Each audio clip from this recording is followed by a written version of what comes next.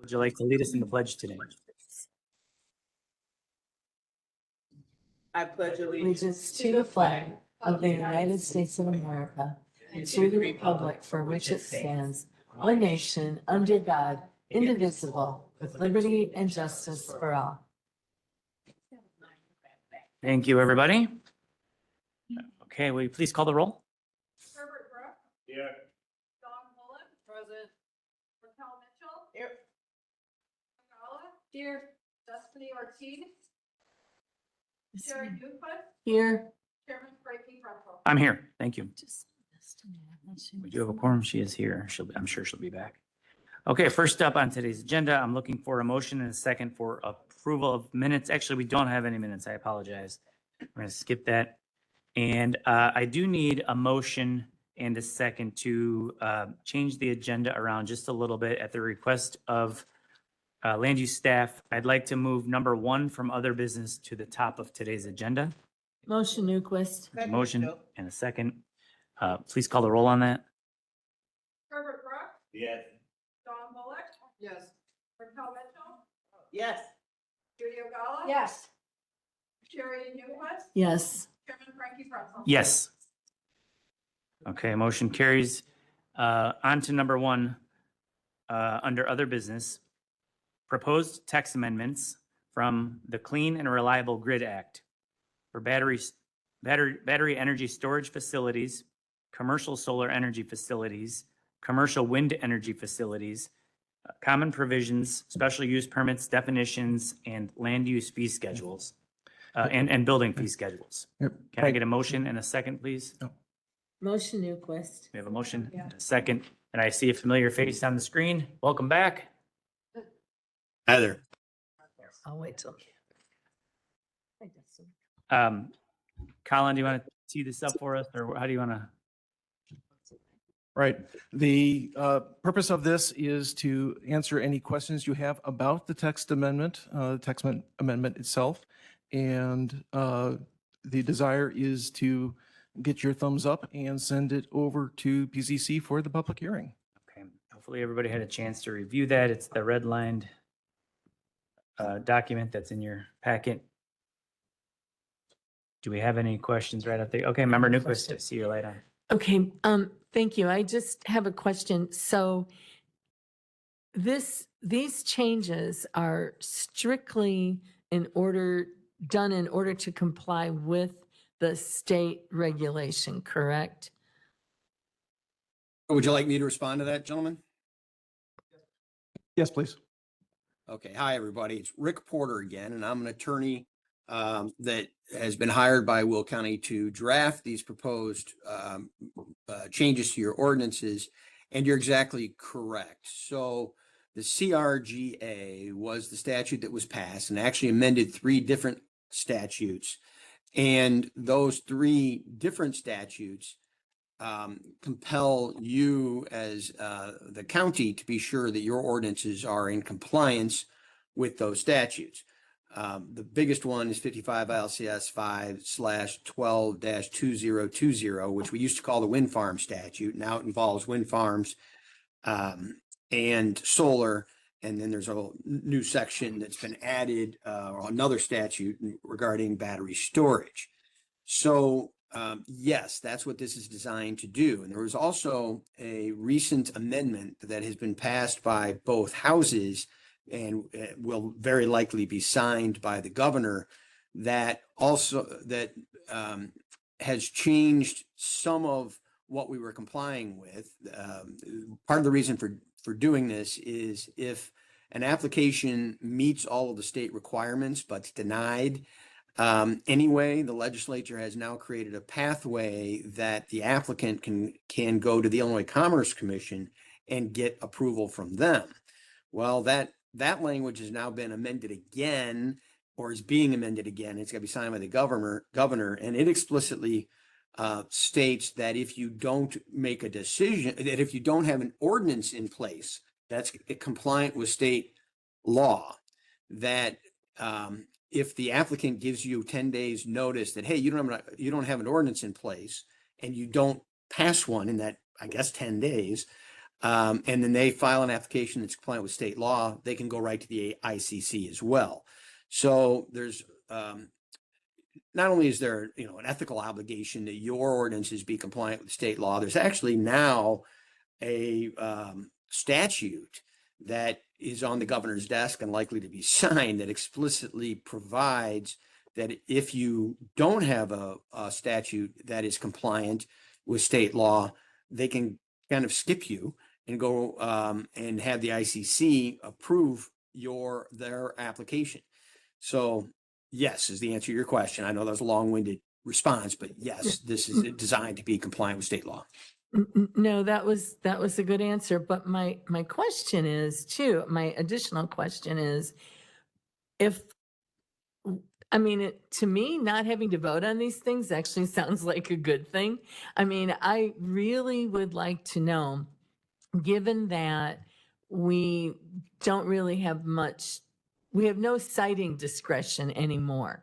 So is my understanding. So given that, why are we even voting on the special use permits for this?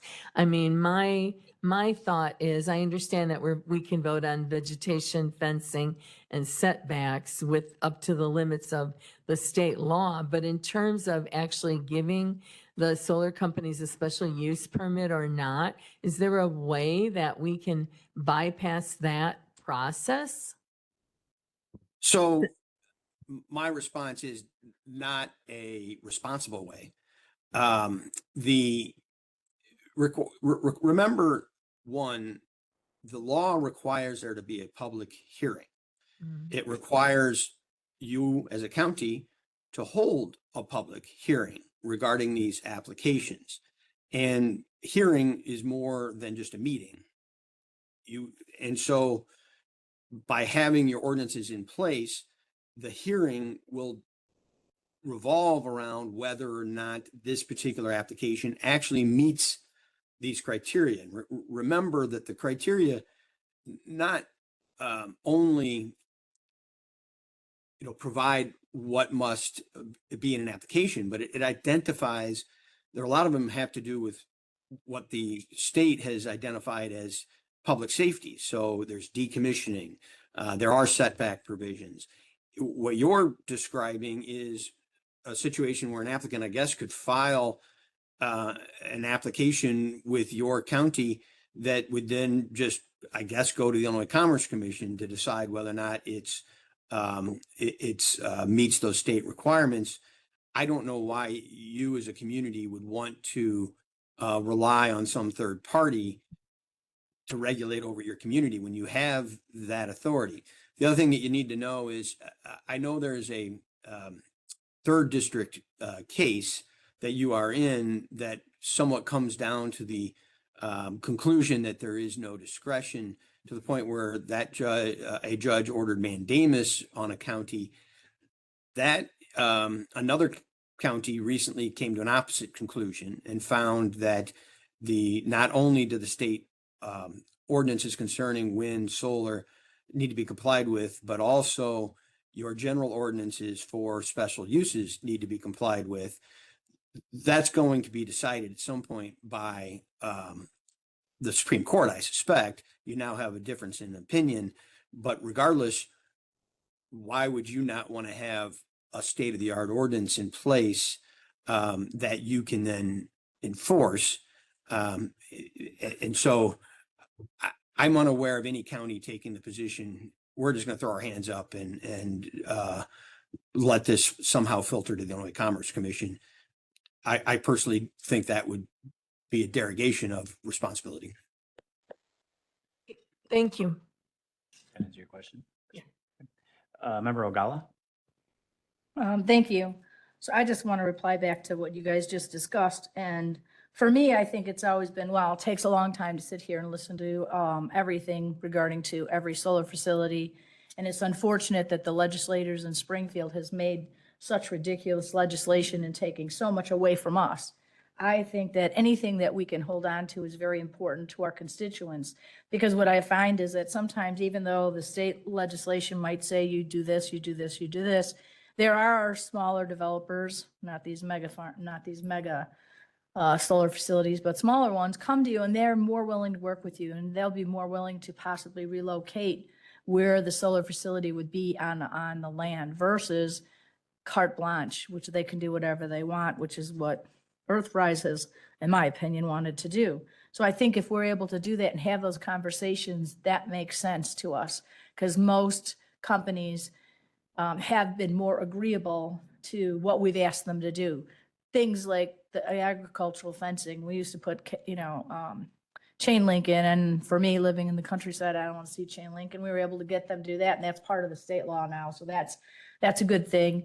So I think that it makes sense, and we don't know how this next Supreme Court decision would go, so that might change things, and if we have somebody come here and apply during that time, and if it goes where they find maybe the law's unconstitutional or something like that, which I've been told on several instances, then we would have something in place. If we don't do that and we don't have anything in place and we haven't updated our solar ordinance, then it puts us in a open vacuum. We don't know what would happen. So I think that while we don't like any of this nonsense, because we have, our hands are tied so much by the Springfield legislators, I think for me, I think it's a good idea what we're doing. And I think anyone in this room who has contact with Springfield legislators, you guys got to talk to them. Say, this needs to change. We cannot continue living like this. That's what I would do, especially if it were my party, I'd be calling all the time. So I thank you for what you've brought forward, Rick. I'd like to continue talking about it. Thank you. Thank you, Member Ogala. Okay.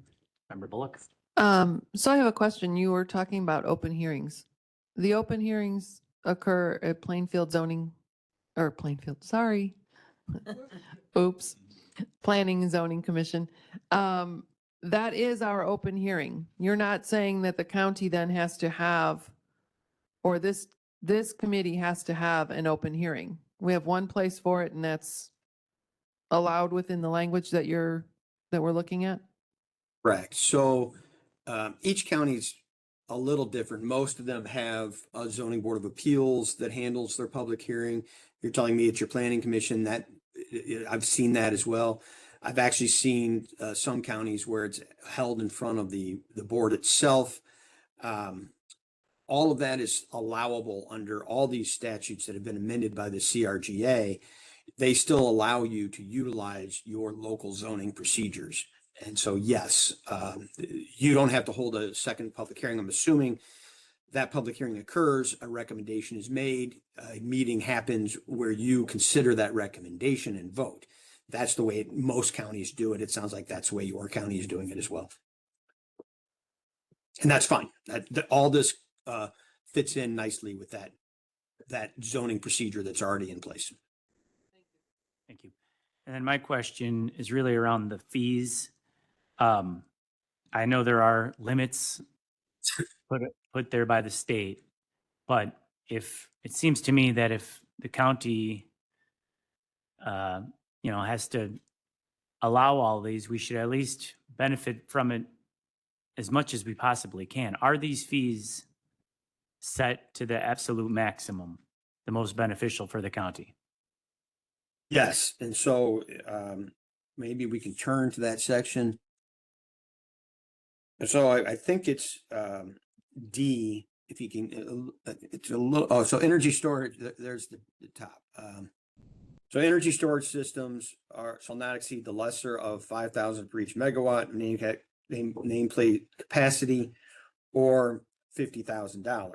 The CRGA special use permit application fees for energy storage systems may not exceed the lesser of 5,000 or 50,000. So we've set it at the maximum, which is what your question is. Similarly, down on D, for wind and solar,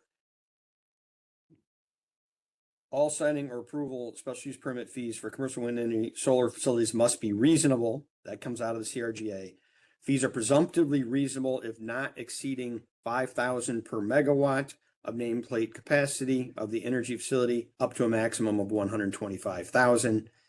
And the county shall require reimbursement from the applicant of any reasonable fees incurred by the county in processing the siting application in excess of the maximum fee of 25,000. So again, that language was all taken directly out of the CRGA, which established those limits. Okay. And I know we did ask you last month about these projects that are not non-contiguous, multiple different parcels lumped into one. And I don't remember where we left it, but we were going to look to see if we could have them broken up so that we could ask for more fees. Did you look at that? And is that addressed in here? Again, I think we somewhat covered that before. The definition of a facility includes the entire facility. And so my belief is that the intent of the CRGA is to limit the fee to $125,000 for an entire facility. And that you trying to redefine the facility would not ultimately likely to pass appellate muster. So ultimately, in all law, that's what you have to deal with, is eventually it ends up in appellate court, and that's where they get to decide. And so if you require that each, so this would mainly apply to wind more so than solar, but if you require each turbine to be defined as its own facility, I believe that's likely to be found not compliant with the CRGA. Well, I was more referring to if you have a multiple 1,000-acre project and there's a gap between some of the parcels, maybe could be a block, could be a half a mile. How is that still the same project, Facility, yeah. same facility as you call it? And I do sense some uncertainty in your voice that So kind of agree? if indeed you have, diverse parcels, I do believe that our ordinance doesn't speak to that. It's going to be one of those zoning administrator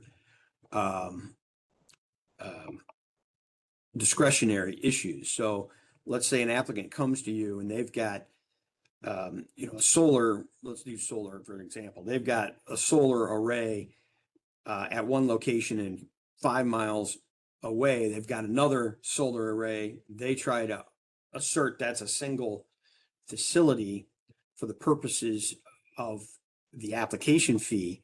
I believe it will be within your discretion, and there's nothing in this ordinance that would destroy that discretion for you to reject the initial application on the grounds that, no, these are two separate facilities.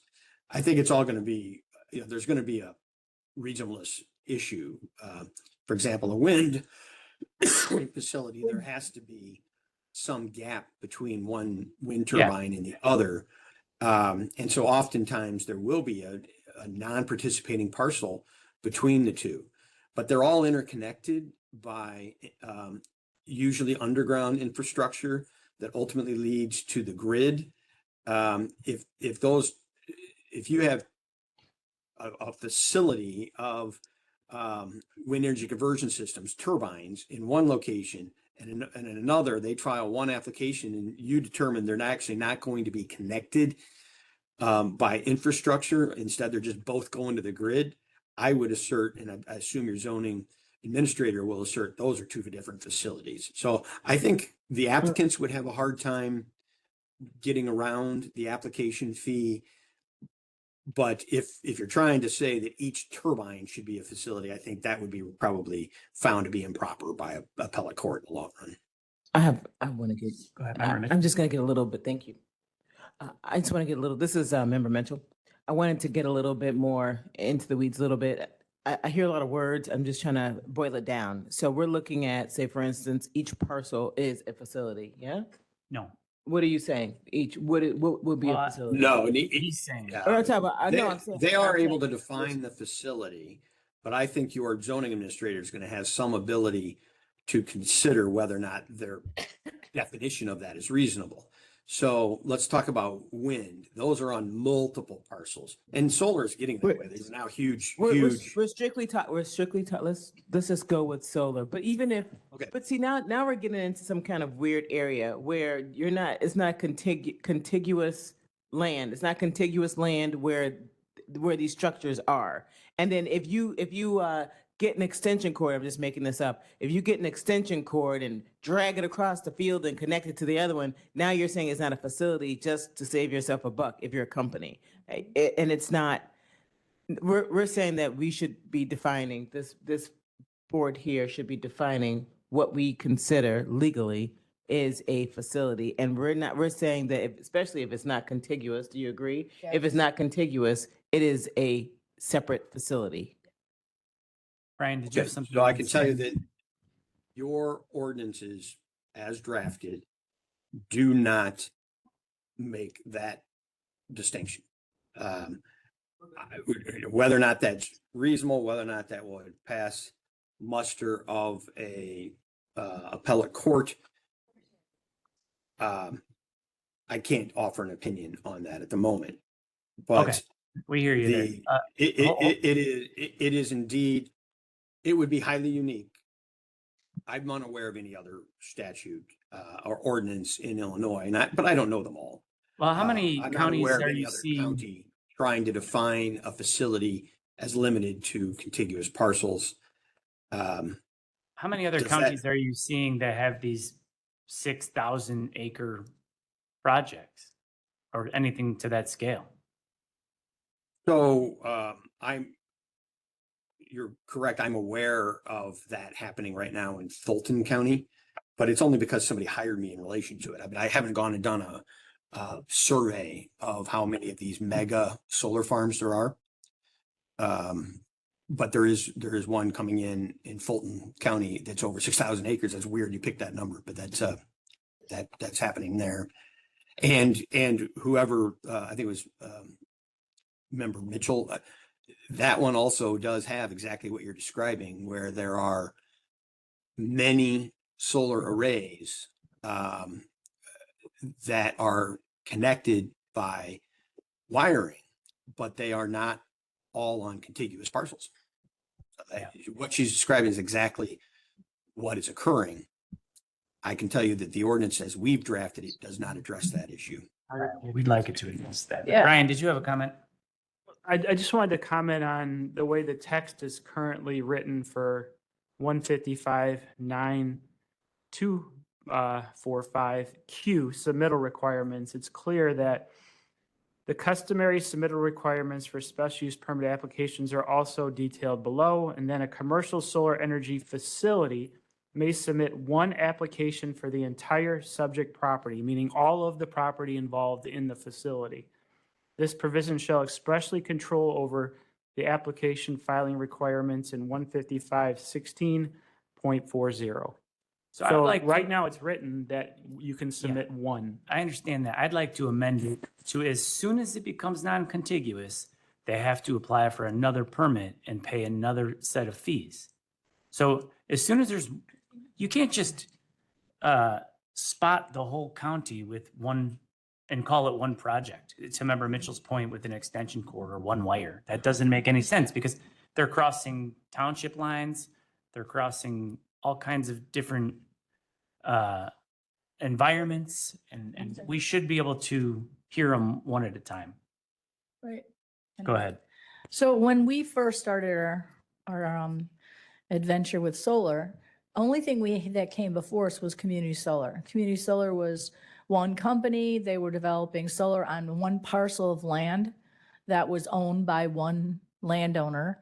And a portion of that was taken, say, out of a 160 acre farm, they took 20, 30, 40 acres and put the solar there. That's the way our ordinance was originally written, because that's what we were only brought those community type solar 3 megawatt facilities were brought forward. We were never ever aware of any conversation prior, and I'm sure it happened. We were just not aware of it, made aware of it, that they were going to be bringing these 6,000 acre, 2,400 acre megawatt facilities forward. We didn't know that they were going to bring 6,000 acre, 600 megawatts and 2,400 megawatts 240 megawatts. We did not know that was going to be coming. So our ordinance was limited to the thought process we had at the time. And you're right, Frankie, these facilities cross township lines. How can it be the same thing? And with land in between, they're not no way connected. How are they all connected together? They're connected differently through whatever process they have. They're not all connected down, like you said, running an extension cord from one field to another field. So we need to change our ordinance to reflect that.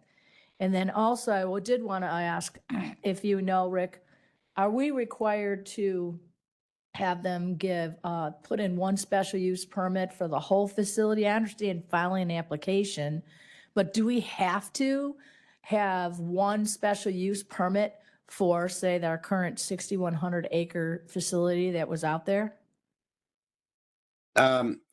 So do I know?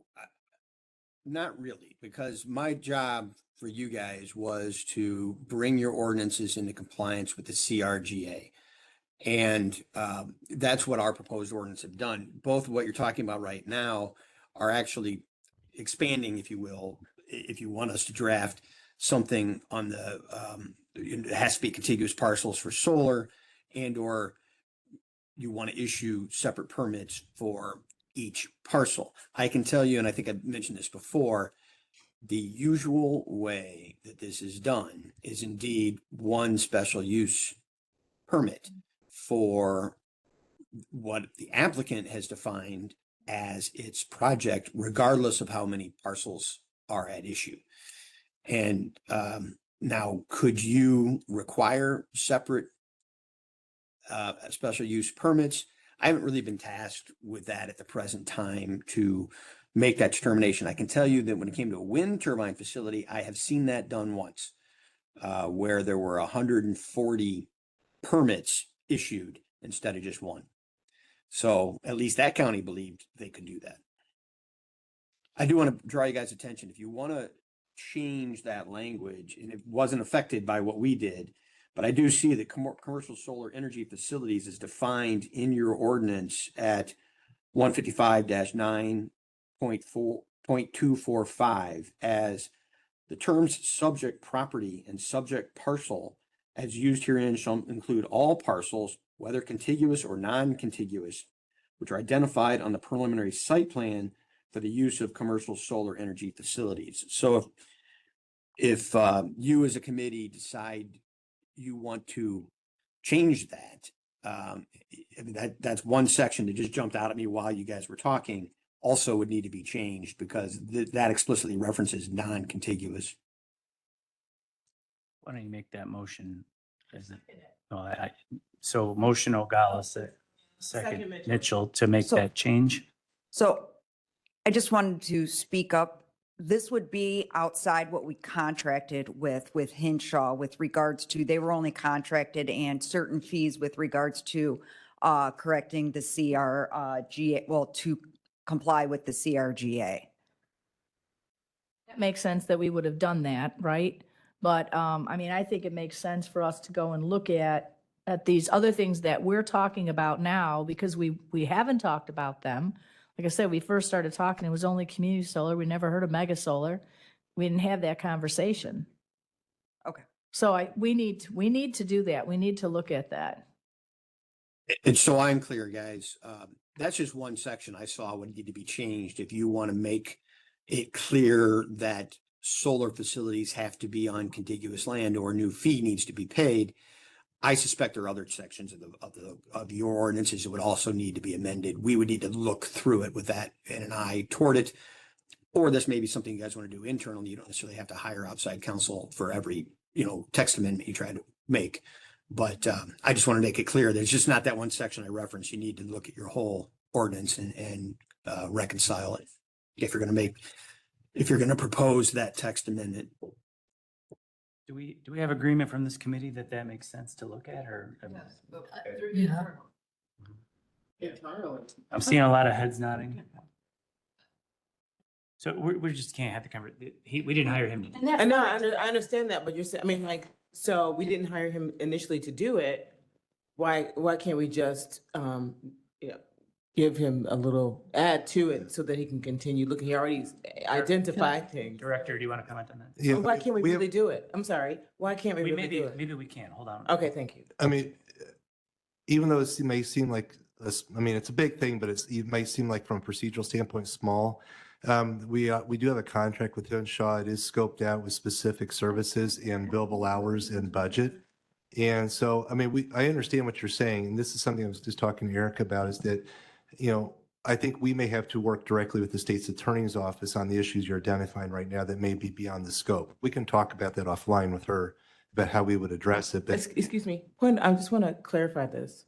So what you're telling me is that you can contract with an attorney outside of the state's attorney's office, but we can't. So we can't contract with this attorney, but you can. Is that what you're telling us? I'm not saying that at all. Well, that's what we're saying. We're saying that why can't, the question that I'm asking is, why can't we enter into a contract for him to look over this before submitting this ordinance? That's the question that I'm asking. I think it's two things there. Give me a second. We're going to go to member Bullock and then we'll. Okay, part of the problem is that we are on a deadline for this particular language.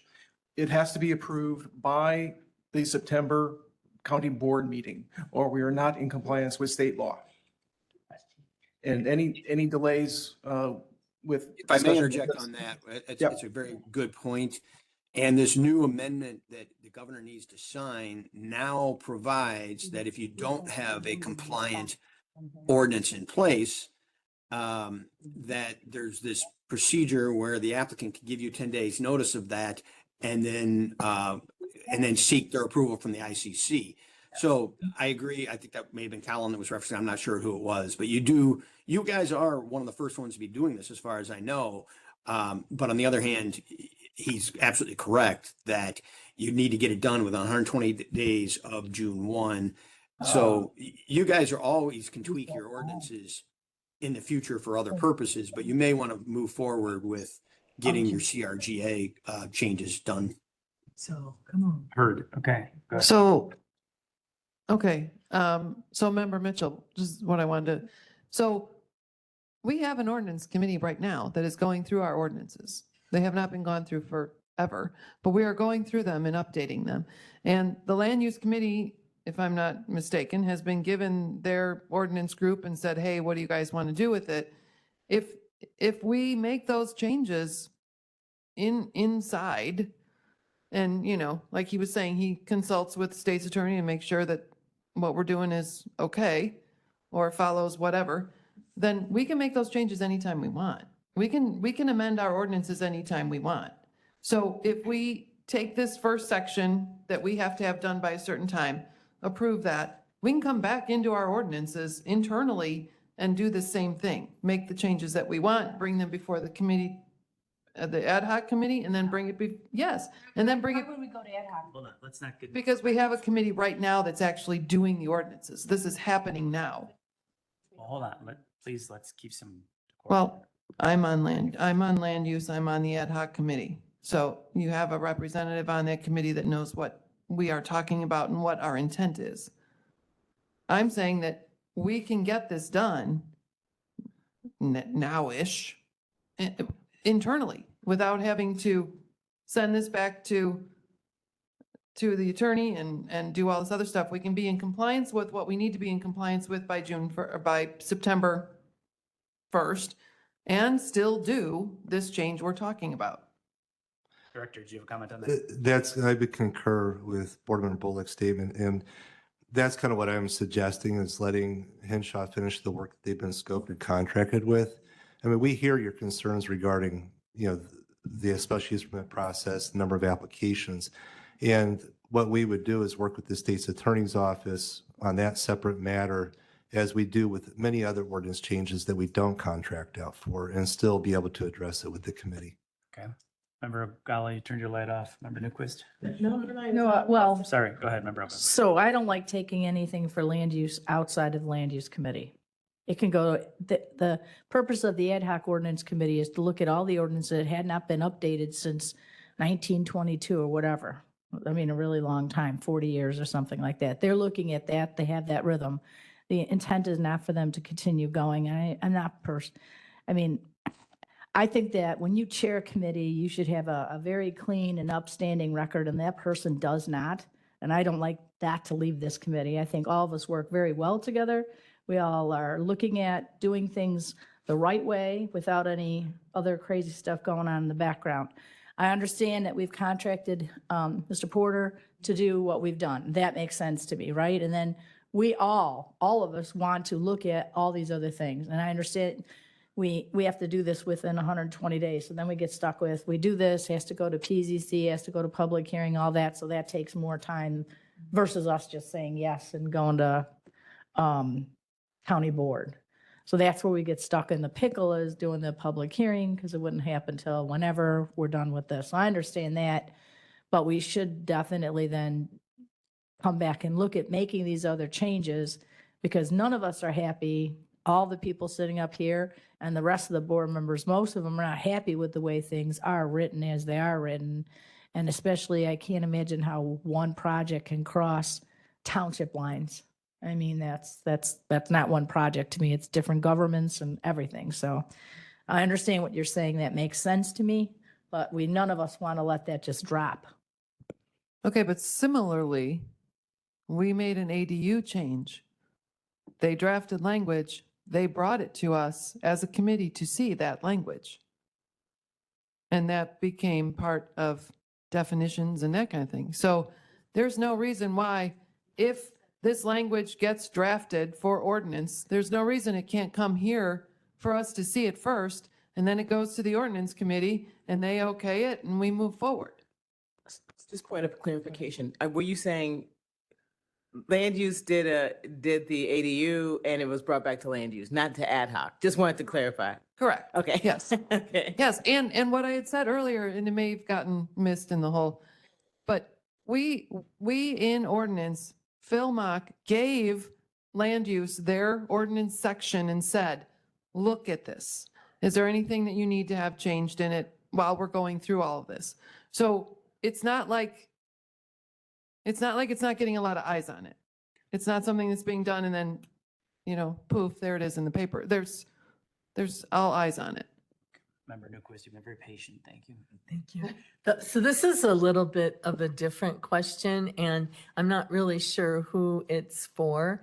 But so in the memo that that Colin wrote to land use, he specifically said that applying the LaSalle Sinclair factors for review is not permitted. So my question is there anywhere in this ordinance that says what we are permitted to consider if we are able to, what would allow us to deny a project? Nothing. In basic terms, it is that the applicant has fulfilled all of its requirements for the application and is in compliant with state statute. That's what staff would review. So once again, we're back to if they meet all the requirements of the application, we are obligated to approve it. Okay. Does it say that in the ordinance? I was looking for it specifically. Not in that language, but yes. Okay, thanks. What does it say? I've got another question too when they're done. If it doesn't use that language, what does it say? As you know, how I feel at least, it puts an elected person in a really unique position when you're telling us to vote, but you only can say one thing. Yeah. So are you all looking for where it says if you can or cannot approve it? No, I want to know what it says. Like, does it say you can't say no, or you? Well, it just says under your 1640 under 155, final county board action, under H1A, it says for special use zoning applications for commercial solar energy facilities. And then it gives the reference for those special use permits because they're separate, as well as the wind energy facilities. The county board shall, within 30 days after the completion of the public hearing, approve the request if the standards and conditioning of the zoning ordinance, which would refer back to the 9.245, and conditions imposed under state and federal regulations are met. And then it refers you back to that section, which are the submittal requirements, and it shows what must be submitted. If you go to 9.245. And it says shall. Yes, and that's Okay. taken straight from the state statute as well. Okay, thank you. Thank you. Okay, do we have any more questions on this? Member Brooks? Colin, I want to ask a question about the statute, the 120 days. Number one, who sets that? And number two, what happens if we do not meet that 120? Process of government takes a long time. Right. And that's why it's 120. It was identified in the statute that it's 120 days. And so that would mean September 29th, Right. which would be, so we have to do it on or before the September county County board date. board meeting. Right. Right. And beyond that, if you don't have anything in compliance, then you kind of lose that ability to do it.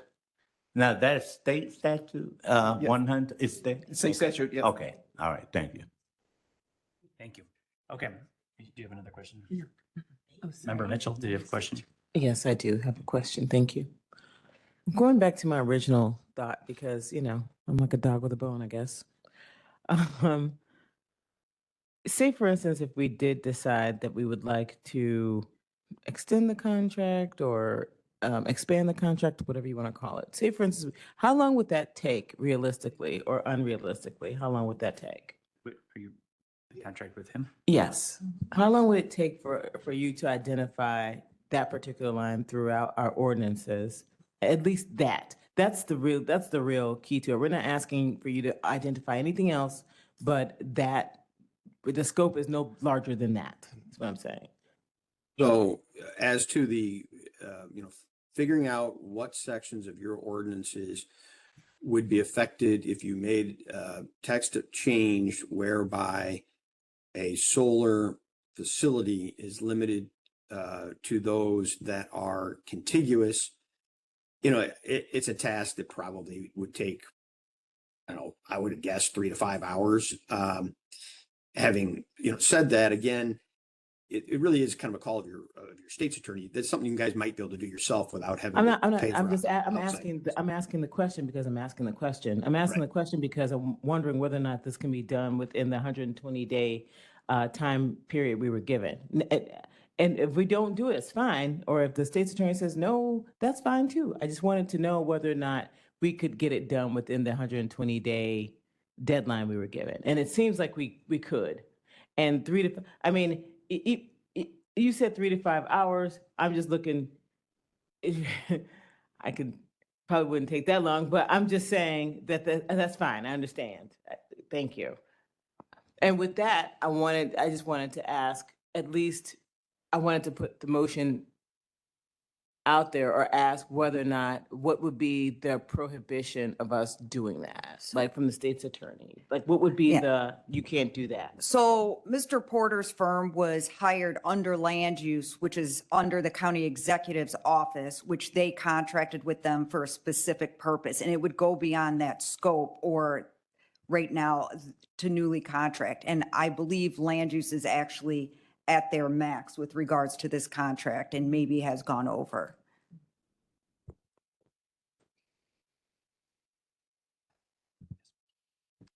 So I want to say, so this is our concern.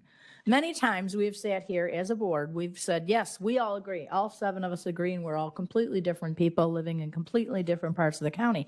We say, we would like to see this on our land use agenda next month, or we want this done. And guess what happens? I never see it again. I never hear about it again. Nothing.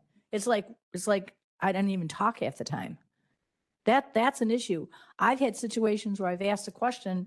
Here's one, and I don't know if it's different from the way we process our applications versus other, but I remember prior to the election when most of these people here were elected, we had a conversation And it was said, well, maybe we should change the way we do our process because the way we process our stuff is different than, say, Kankakee County and other counties. I remember that conversation very clearly. I don't remember if it was at a land use committee or an executive committee or the full board committee. I don't remember.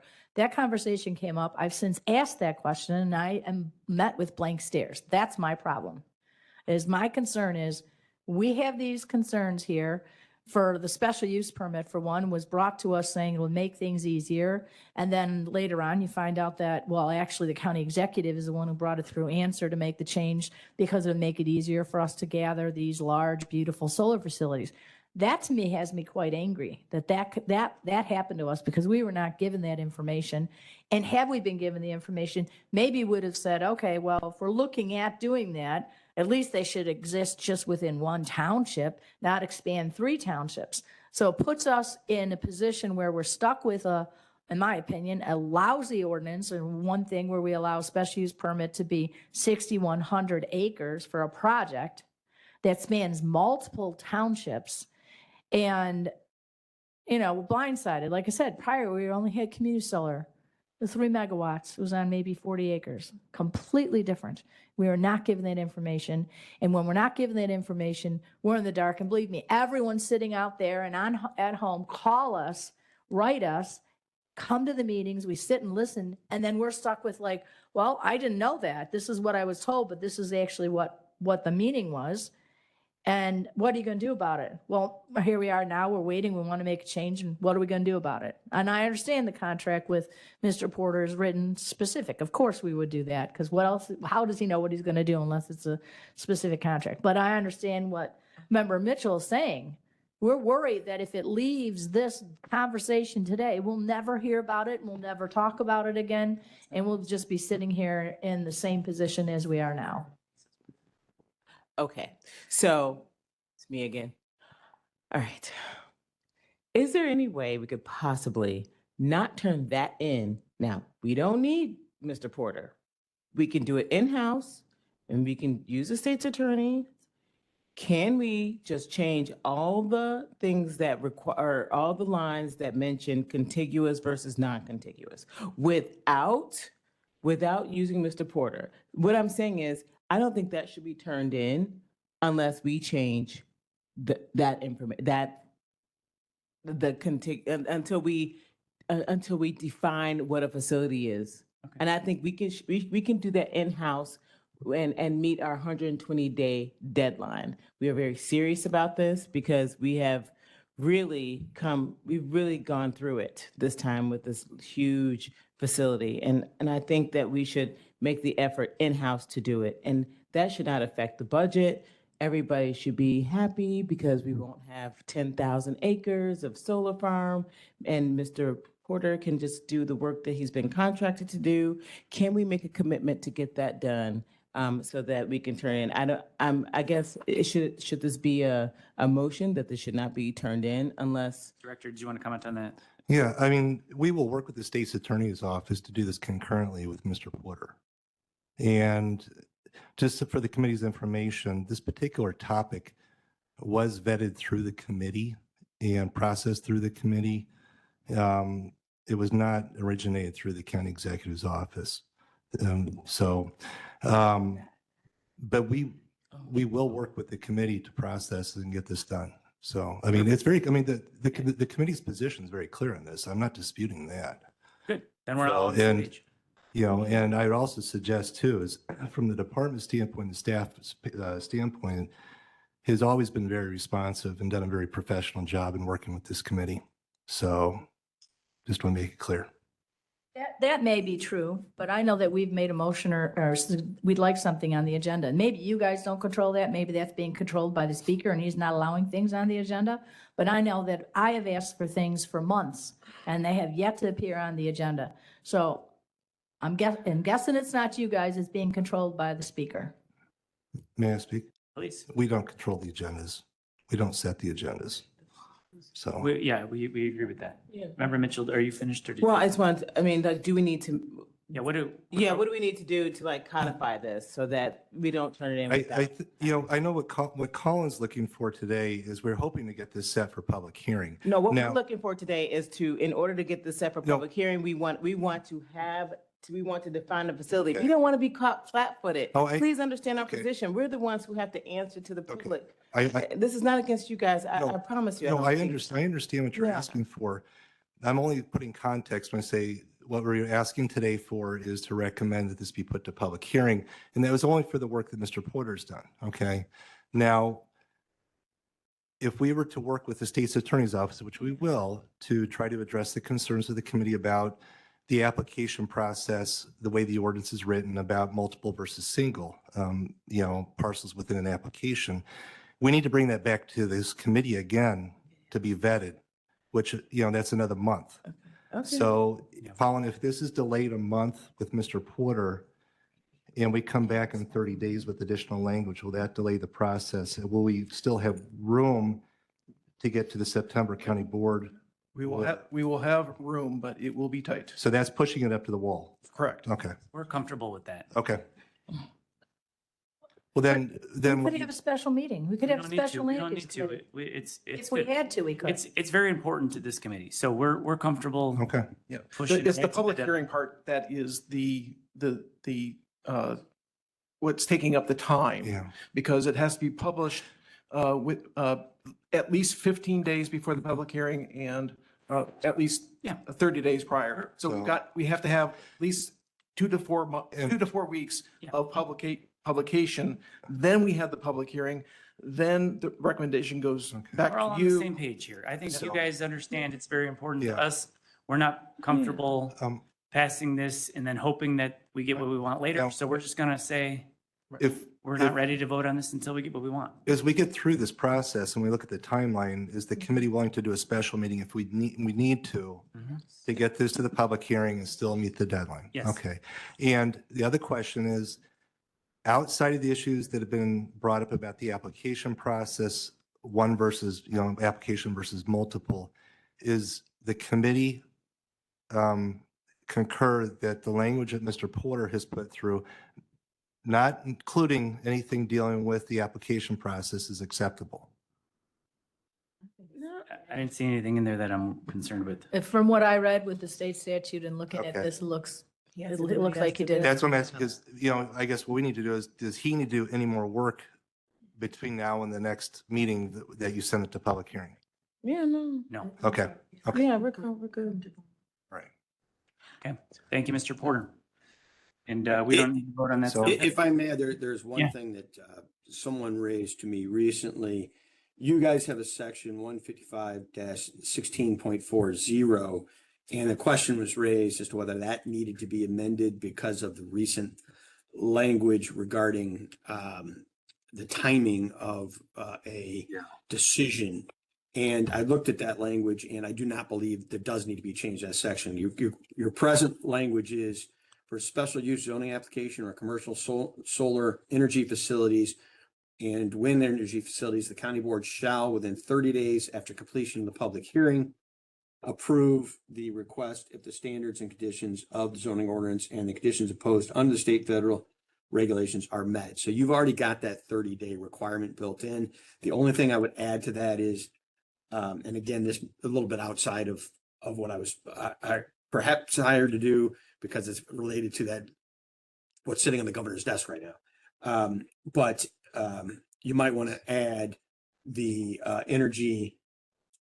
Oh, yeah. I'm sorry, give me a second. Energy storage systems to 155-16.4 H1A. Right now, it just says solar and wind. You should probably Yep. add Yep. the, Okay. okay. So noted. Got that, guys? Okay. Thank you. Okay, I think we can move on.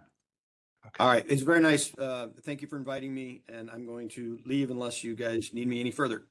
No, thank you. for your Thank time. you. See you later. Bye now. That's good. Okay, back on track here.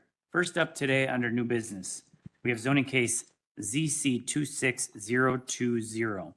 Badger Daylighting Corporation requesting a map amendment from C2/R2 to C4. This one's in Homer Township at the vacant property on West 159th Street, Homer Glen, Illinois County Board District number, what is that, Jim? What is that, 3? Jim Richmond, what is your district number? District 4. Sorry, it's not written on my agenda. Can I get a motion and a second, please, for this? Second. We have a motion and a second, and then I'll turn it over to staff for a little bit more insight, and then we'll open it up for discussion. So ZC 26020 is in Homer Township. Its address is vacant 159th Street, Homer Glen. The property is currently unimproved and split zoned R2 and C2. The applicant is requesting a map amendment from R2/C2 to C4 to allow the operation of office and facilities for hydro excavation company. This use is classified as construction, sale, and services, which is a permitted use in the C4 zoning district. All equipment being stored outside that is not available for rent will be required to follow screening provisions of section 155-12.08 and 155-14.100. Section 155-12.70 states that land use buffers are required when development occurs that abuts residential zoning districts. At the plan and zoning meeting, 8 objectors spoke at the public comment. Some concerns that were brought up were amount of water that would be used, safety concerns from increased truck traffic, noise from trucks, and not fitting with the Village of Homer Glen's future land use plan. Staff recommend approval of the map amendment based on meeting these criteria. The proposed C4 district is compatible with zoning and allowed uses in the surrounding area, as 159th Street is a commercial corridor with some industrial zone properties within a half mile of the subject property. The split zoning between R2 and C2 presents challenges in developing it with its current zoning. Since 1978, the trend of development along 159th Street has been commercial and recently even industrial. Its conformance with the Will County Land Resource Management Plan. The Planning and Zoning Commission voted 4-3 to approve the map amendment. And then after the PZC meeting was held, staff was able to verify the Village of Homer Glen's legal objection, which that does mean a supermajority will be required to pass at county board. Thank you. All right, do we have any questions for staff before we turn this over to the applicant? Go ahead, Member Newquist. I'm not sure if this is a question for staff or if the applicant should better answer this, but I saw that they might temporarily store hazardous waste on site, So but I don't see any plan or. with that, yeah, that was brought. Okay, yeah, that was brought up at PZC, and that was a miscommunication between me and the applicant because I was asking about storage of waste, and I thought they meant all soil, but they specifically meant clean soil. So no contaminated soil will be brought at the property. You sure about that? That is what the applicant said. And rereading their email, it did seem like they were referring to clean soil. I just misunderstood the initial communication. Okay, thank you. Okay, any other questions for staff? Okay, Mr. Wenland and Badger, if you guys want to step up to the microphone here.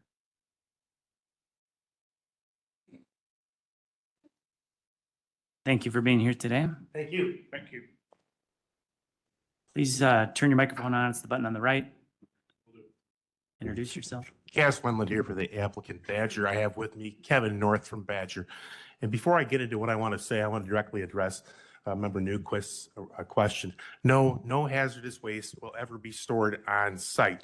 In fact, only clean soils. In fact, any soil that's contaminated, not hazardous, because we're not dealing with that, if it's contaminated, and that includes simply because it's around a telephone pole that might have creosote in it, that has a manifest, goes to a specifically licensed facility to receive it.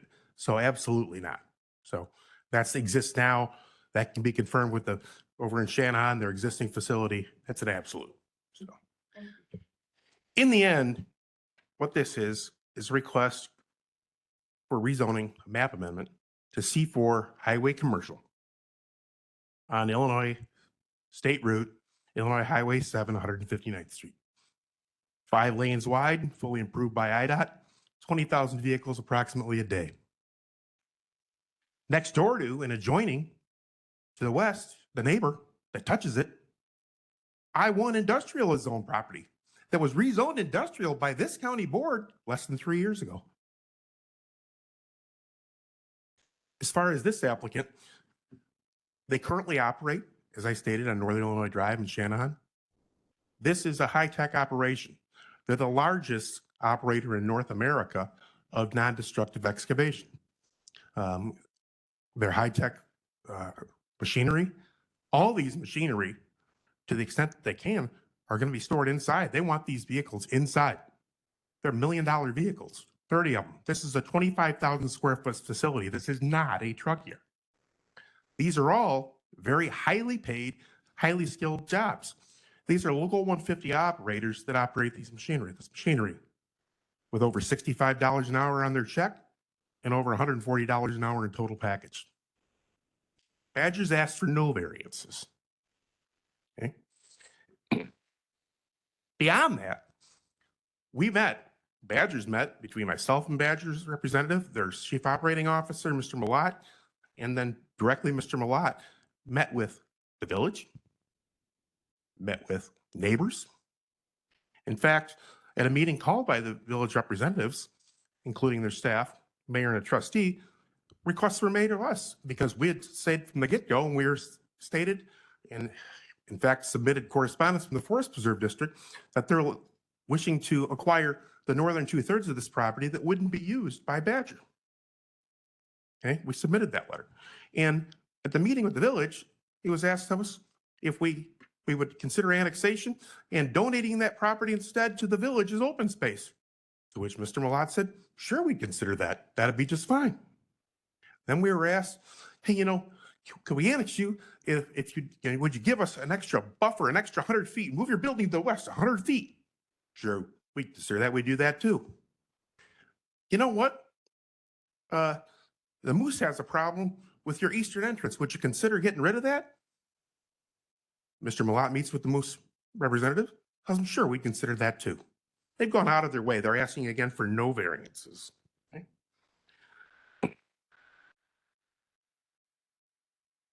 In the end, again, this is a request for a map amendment to C4 on Illinois Highway Route 7 for a highly technical facility. No request for variances. In fact, buffers beyond what's requested. It's a top flight facility. It's far beyond adjoining facilities, whether that be the Amish store to the west, the self-storage facility to the west, certainly the Kettler I-1 facility to the east, and all along 159th. In the end, again, the decision here is whether the county board, and you heard staff that this request meets all the criteria set forth in the ordinance, whether the county board makes its decision based upon the facts, your ordinances, your comprehensive plan and the law, or a political decision based on the loudest and most voices objecting. We'd ask that you make the decision based on the former. And again, I have Mr. North here. He can address any questions whatsoever. Thank you for being here today. You're welcome. Did you want to say anything ahead of time, or do you want to wait for questions? I'll accept questions. Okay. Do you have any questions for the member Nyquist? So I read the packet and I'm not 100% sure exactly what it is you guys do. Can you tell me a little bit about the business and what will generate the traffic? I think you indicated between 100 and 120 trips per day. Did I get that right or did I read that wrong? That's a high side, very high side. Okay. Badger, as mentioned, is the largest hydrovac company in the world. We manufacture our own trucks to our own specifications. We work with utilities companies, we work with municipalities, and we work with contractors to daylight or expose everything from pipelines to fiber optic safely. So there's no interruption in any of the services that are provided by those utilities or those lines. Our trucks, we have 30 trucks. They use water and they use vacuum. They will go out and provide the service for those contractors. They will return empty in most cases. The only exception we are asking for is that if after hours, due to time on site, only clean material would come back. We are not placarded for hazardous material. My background was in waste and environmental for 17 years, running hauling companies and landfills for a company. I'm very familiar with Illinois EPA, as well as Federal Motor Carrier Act, and would not do anything that would be in direct violation of the statutes that are assigned there. So we would never bring back material that would be conflicting with that. What would you do with it if it was after hours? So if it's after hours, we would go to an alternative site that could be as far as an hour away from our location. We put facilities in the proximity of our customers. Our goal is not to create a transportation hub. Our goal is to create a facility that will service the closest geographic area and the customers that reside there. We are very expensive. We know that. Our customers want to pay for time on site. They don't want to pay for mobilization time, that time from when they leave in the morning until they arrive on site, and then when they come back at the end of the day. So our business model is not a hub, but sites where business is being generated for us. Does Thank that you. help? Yeah, it does. Thank you. You're welcome. Kevin, could you speak to a little bit about the process? Your employees, drivers, operators, they come in the morning, where they go during the day, if there are multiple trips back and forth or just one, et cetera. Thank you. So our operators will come in based on the start time of the job, primary operating hours from 6 to 4. There's not a wave. As I referenced my experience in the waste industry, we'd have drivers that would start at a set specific time. All of those drivers would leave at the same time. That's not the case with the operating engineers that operate our trucks. It is based on the start time of the specific job sites. Again, we don't operate in that wave. And when we are on a customer's site, we will either dump that material on site or find the closest disposition site for clean material before returning at the end of the day. So there's not multiple trips. If we need water, in the event that we use the water that we have loaded up for that day, we're going to find the closest water source, working with municipalities, having meters for fire hydrants and things of that nature. So we minimize, again, the time that we are not on site for that customer. At the end of the day, our operators will come back. We'll have approximately 40 local 150 operating engineers. 30 to 32 will be operators that will operate a vehicle, and the rest will be apprentices that are in training or provide a secondary support truck service as needed. And that secondary support truck is typically an F-150. As mentioned, our facility is being designed to where we can enclose all of our trucks at the end of the day. We back our trucks in from a safety perspective every single night. And so that way in the morning, there is no sound other than the vehicle itself. There's not that beeping sound of backing out. Because from a safety perspective, if there is an issue, our first direction is forward. We do that with our vehicles, our pickup trucks, but that is applied throughout all the vehicles within Badger. So our first move is always forward. And we park at our facility in Shanahan today that same way. Thank you. Member Mitchell, did you have a question? Yeah, sure. I have a question. Well, you sound great. I want to work with you, and I don't have a facility. I don't have anything to give you, sir. So then what's the problem? So I just want to know, Well, we're gonna, Well, no, that's what I want to get to. That's what I'm trying to get to. So what is the objection to your having this map amendment? What is the objection that you've been given? I can speak to that. One of the objections was truck traffic, and I brought out that this is on Illinois State Highway 7, a truck route, 5 lanes wide, improved by IDOT, with 20,000 vehicles a day. This is not a truck terminal with trucks going back and forth all day long. These guys go out in the morning and come back at night. That was one of the concerns. Another concern or objection was buffering to the older residential neighborhood to the northeast, to which Badger offered additional buffers, a landscape buffer, berms, even offered additional land. We met with them. Another concern was people said how much water they use. Okay. And to that end, when you look at the total maximum water that could be used, and I pointed out what the average use is for a home and the multiple subdivisions around it, it's no more than the multiple subdivisions around it on a well. And there was no scientific evidence from anyone. There was no water engineers or otherwise that would say that we would somehow drain the well dry. But to that end further, we met with the village at their request, and they asked if we would consider annexing and hooking onto their public water supply. We said yes to that. The objection still stands. Okay, so is anybody here? Is anybody here? we're gonna, yes, the answer is yes. Okay, that's what I want to Give hear. them an opportunity to bring those objections up. I would like, Go ahead. Please step up to the microphone. I want to hear what you have to say.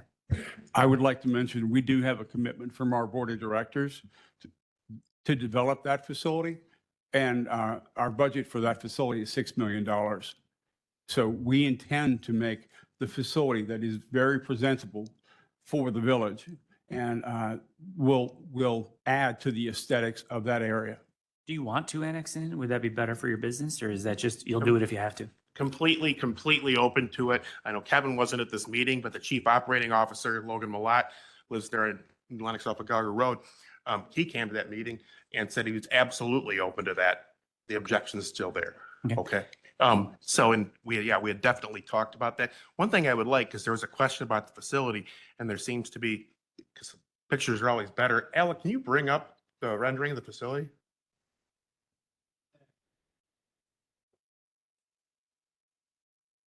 Alec, if you need a file, I've got a zip drive. I still have the file. Yeah. Please. Um, Give it over to you. And question while he's pulling that up. So we are all a little PTSD when you say water usage, because we know the data centers do a water numbers as themselves. What exactly do you use the water for? And you said your water usage is less than or comparable to a subdivision? Like what? Can you clarify that? The water is used actually to do the excavation. So the water is shot in and comes back with the soil in it, okay? And then soil is replaced after that. So that's what the water is used for, to emulsify the dirt in a non-destructive way, so that you're not digging out there with backhoes, hammers, et cetera. So that's what's done. And these trucks can hold up to 1,600 gallons, but most of the time we're going out with about 700. And they don't want to pay these $140 an hour operators to be going back and forth. So if they need more water while they're out, they have contracts with local municipalities. They have one with Lockport, for example, where they can fill up on site that close away. Okay, so that's as far as the water usage. So my understanding that you put out more water than you're able to like suck back in. Is that where the water Yeah, because it usage doesn't comes from? dry. 'Cause you're saying you're, Yeah, you wet dirt, it's not all Yeah. gonna. Yeah. Yeah, yep. And, but, if you look at and I just pointed out for one subdivision, the immediately adjoining subdivision, there's multiple subdivisions around this area. And there's been no testimony as to aquifers or what exists or what doesn't. But just one adjoining subdivision, the closest one where objections have come from, based upon CMAP projections, how they look at what water usage will be in a residential subdivision based on bedrooms, just that subdivision to the east would be about 20,000 gallons a day. That's one subdivision. It's not the only one. There's one across the street. There's another further to the north. There's others further existing. So my point is that it's overstated with regard to the water usage. And as far as the employees, you've got 8 toilets in the entire facility. How big is your facility in Shanahan right now? Still Yep. 30 trucks or, Yes. and are you hooked up to a well? We are not. We use municipality water. We are not hooked up to a well in site. Can you describe your trucks? Is it semi length? Is it like box truck length? Is it?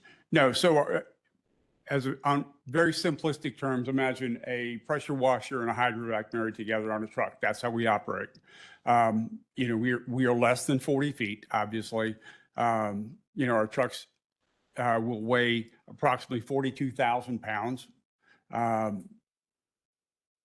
You know, they have a height of 13.4. So, you know, we can easily maneuver in most cases. What specifically would you like to know? Wondering, yeah, so you're talking 30 trucks Yes, is what you have, plus the employees Support each truck. drive their own vehicles to get to work and back. So traffic wise, we're looking at every day 30 trucks leaving or No. every work day? no, typical, and I use utilization as a factor. Annualized, about 70% of our trucks will operate. And much of that is based around the season of construction season and the weather. So obviously in, you know, the latter part of Q4, early part of Q1, we may have 5 to 6 trucks roll out.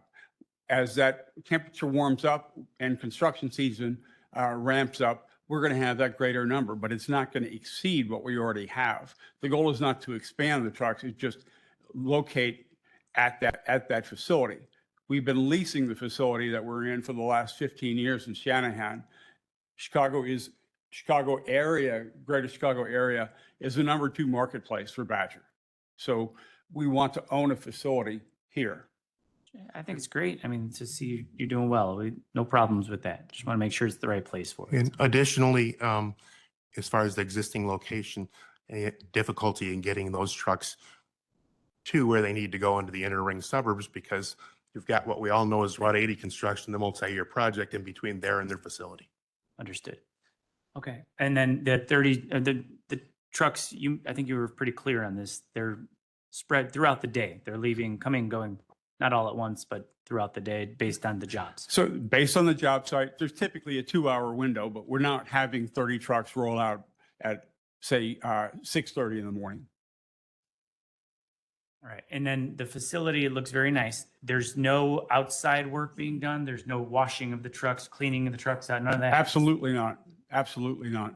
We use Blue Beacon to wash our trucks. From that perspective, all of our trucks obviously have water. So if we are at a landfill or disposition, clean soil site, the operator will take the time to rinse off their trucks there on site. Typically, there's a wait in order for us to eject the contents of our trucks. So they'll use that opportunity, but there's no intention of washing on site.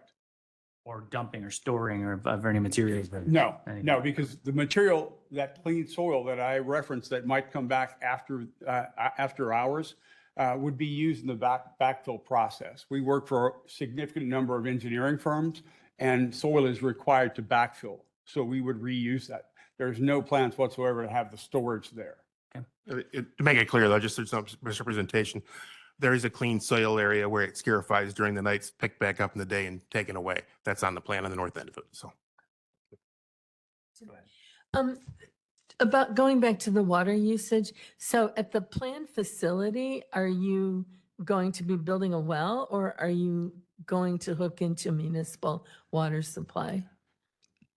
We heard the feedback from the public. We don't want to disrupt the aquifer. So we are looking at alternatives to include, you know, attaching to American Illinois Water or finding municipalities that will allow us to meter and attach to their fire hydrants in the morning. That's the process we do now. Okay, so in other words, you would go to wherever and fill up the truck from the fire. Okay. And about what is just out of curiosity, what is your estimated water usage per day? I would say on 20,000 gallons. Okay, thank you. Thanks. Thanks, guys. Any other questions? Don't go far. We may have you come back. Okay, I invite anybody here from the public that wants to speak on this case to come on over, line up along the white wall over there.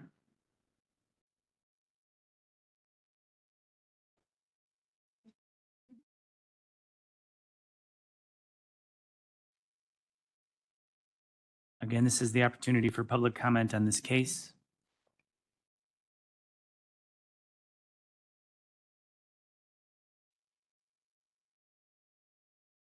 Welcome. Thank you for being here today. Please turn the microphone on. It's the button on the right.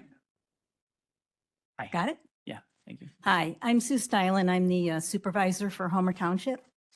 And I've read through the packet, and sometimes I think you guys don't have the full story when you get a packet.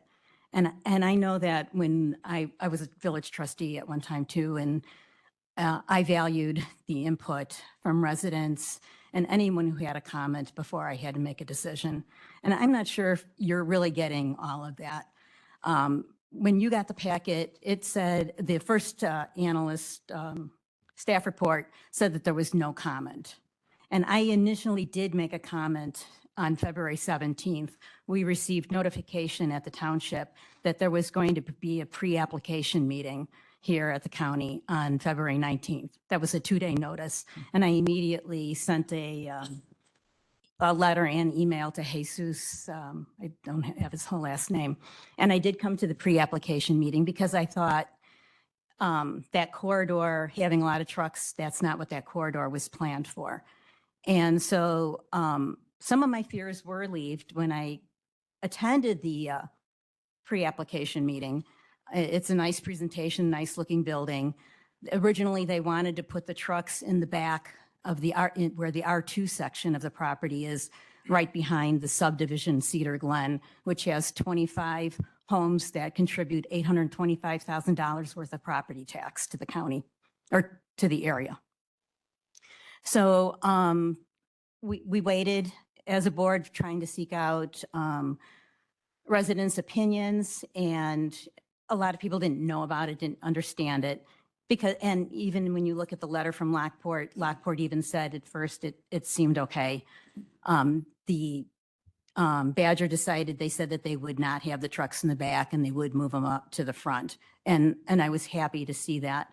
And also I wanted to see what the village had to say in regards, because eventually to me that property will belong into the village, whether they decide to annex now or, 20 years from now.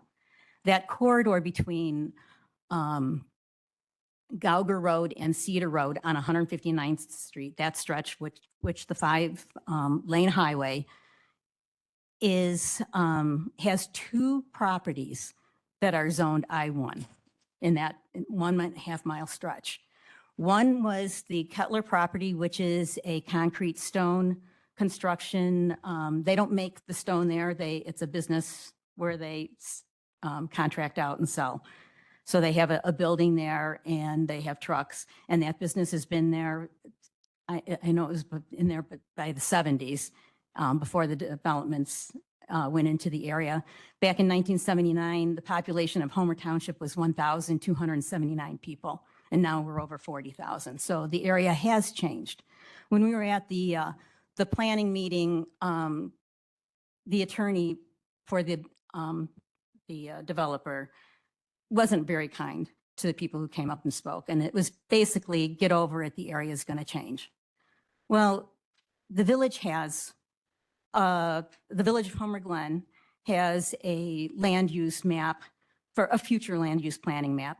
And they have a current comprehensive plan that includes that area, as well as the city of Lockport has a future land use map and has some land to the far west, right by Gauger Road. Nowhere has it zoned C4. And the current zoning for that 1.5 mile stretch, I said that there were 2 with the I-1. The second I-1 was created by Will County at the opposition of the village of Homer Glen and Homer Township at that time, because the concern was, once you zone that I-1, what's going to follow? You're going to just create this industrial corridor that wasn't planned by the communities, the 40,000 people that live in that area. And here we are, it's being used against us. And I think the reason why that I-1 zoning was given in 2022, 2023, it was given to a storage unit place, which really didn't seem like an intense use of land. Low traffic, not a lot of nighttime activity. And so I think maybe the county board was sympathetic to that use at that time. But it's trying to be sold as developing that way. Both communities have commercial in their future land use plans.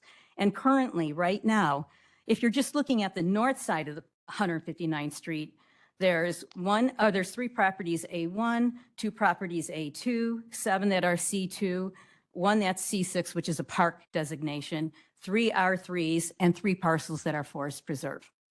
And on the south side, you've got 2 that are A1, 11 that are A2, 3 that are C2, 2 that are C3, and 12 that are R3. So that area is not like busting out to be. And in the village of Homer Glen, I can tell you, has a challenge right now with controlling. A lot of businesses are trying to park trucks because park trucking is in such a demand. And if you change the zoning, you're opening up that corridor to just becoming a truck parking corridor. And that the community depends on property tax, not property tax, sales tax to function. And the village of Homer Glen doesn't have much of a property tax, but the homes generate much more property tax than just a C2 designation or a C4 designation will generate. The Kettler property which is the I1C2, I think they generate 12,000 for the total acreage there. If you start looking at what are you getting per acre, residential property is really generating more property tax than these, unless the commercial is bringing in some type of sales tax revenue. And this business is not going to do that. But you don't see residential ever coming to 159. No, but the back portion, that's a 38-acre piece of property. The front portion, they want to use 14 acres, I think, for and then the back. Now, it's possible you guys are all on the commission for the Forest Preserve, I believe. So maybe you know something that we don't. It's possible that the Forest Preserve could buy that, but that doesn't generate any property tax either.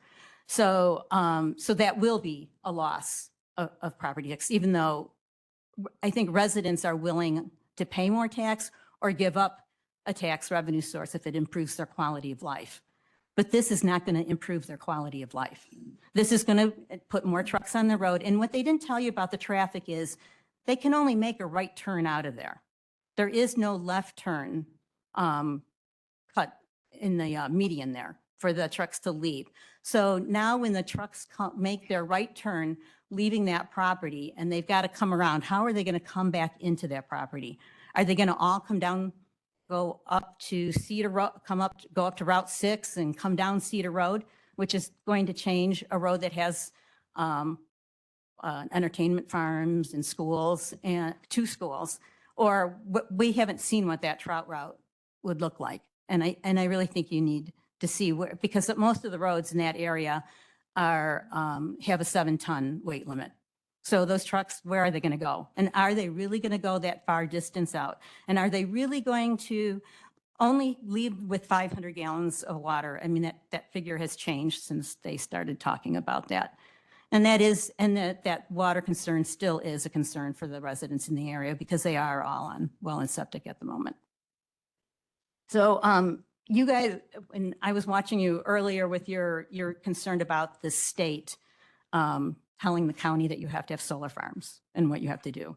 When you zone the C4, you're basically telling the community that has future land map for this property to be maybe C2. You're saying, no, it's going to be C4. And from what I understand, and the mayor can talk for the village, that the C4 for the village is like an industrial use. So you're affecting the future planning of that community. That's all I have to say. Thank you. Thank you. I have a question. Go ahead, yeah. Sorry. Please come on up, I but just- we do have a question. I just have a quick question for you. Thank you. When I was reading this, it looked like the plan for this area was a business park. So that, to me, is industrial. Can you just explain what you're thinking, what a business park means to you versus a C4 designation? I might even have it here.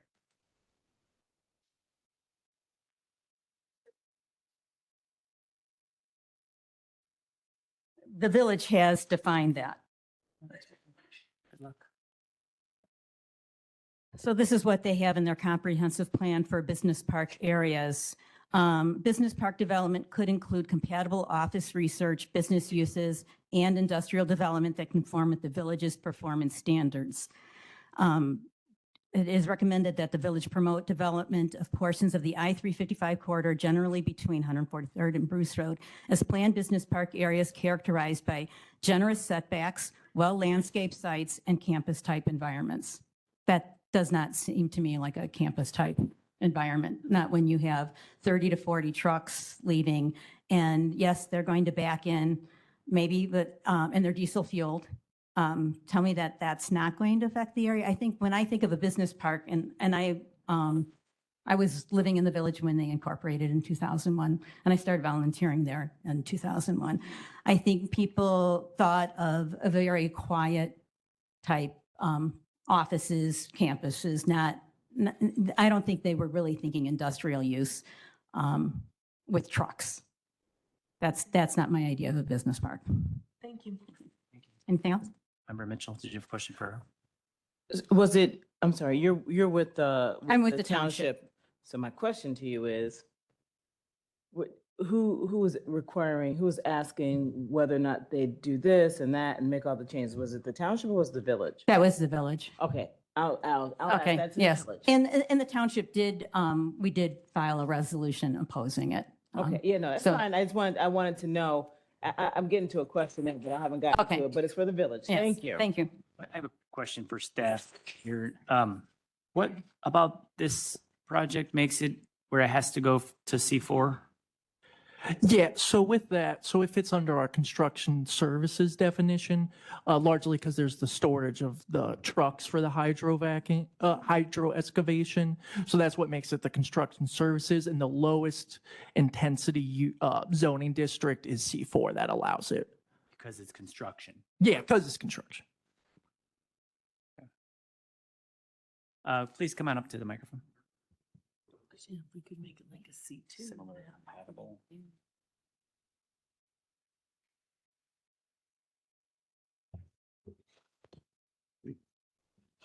All right, to the members of the Will County Land Use Committee, my name is Raymond Helper.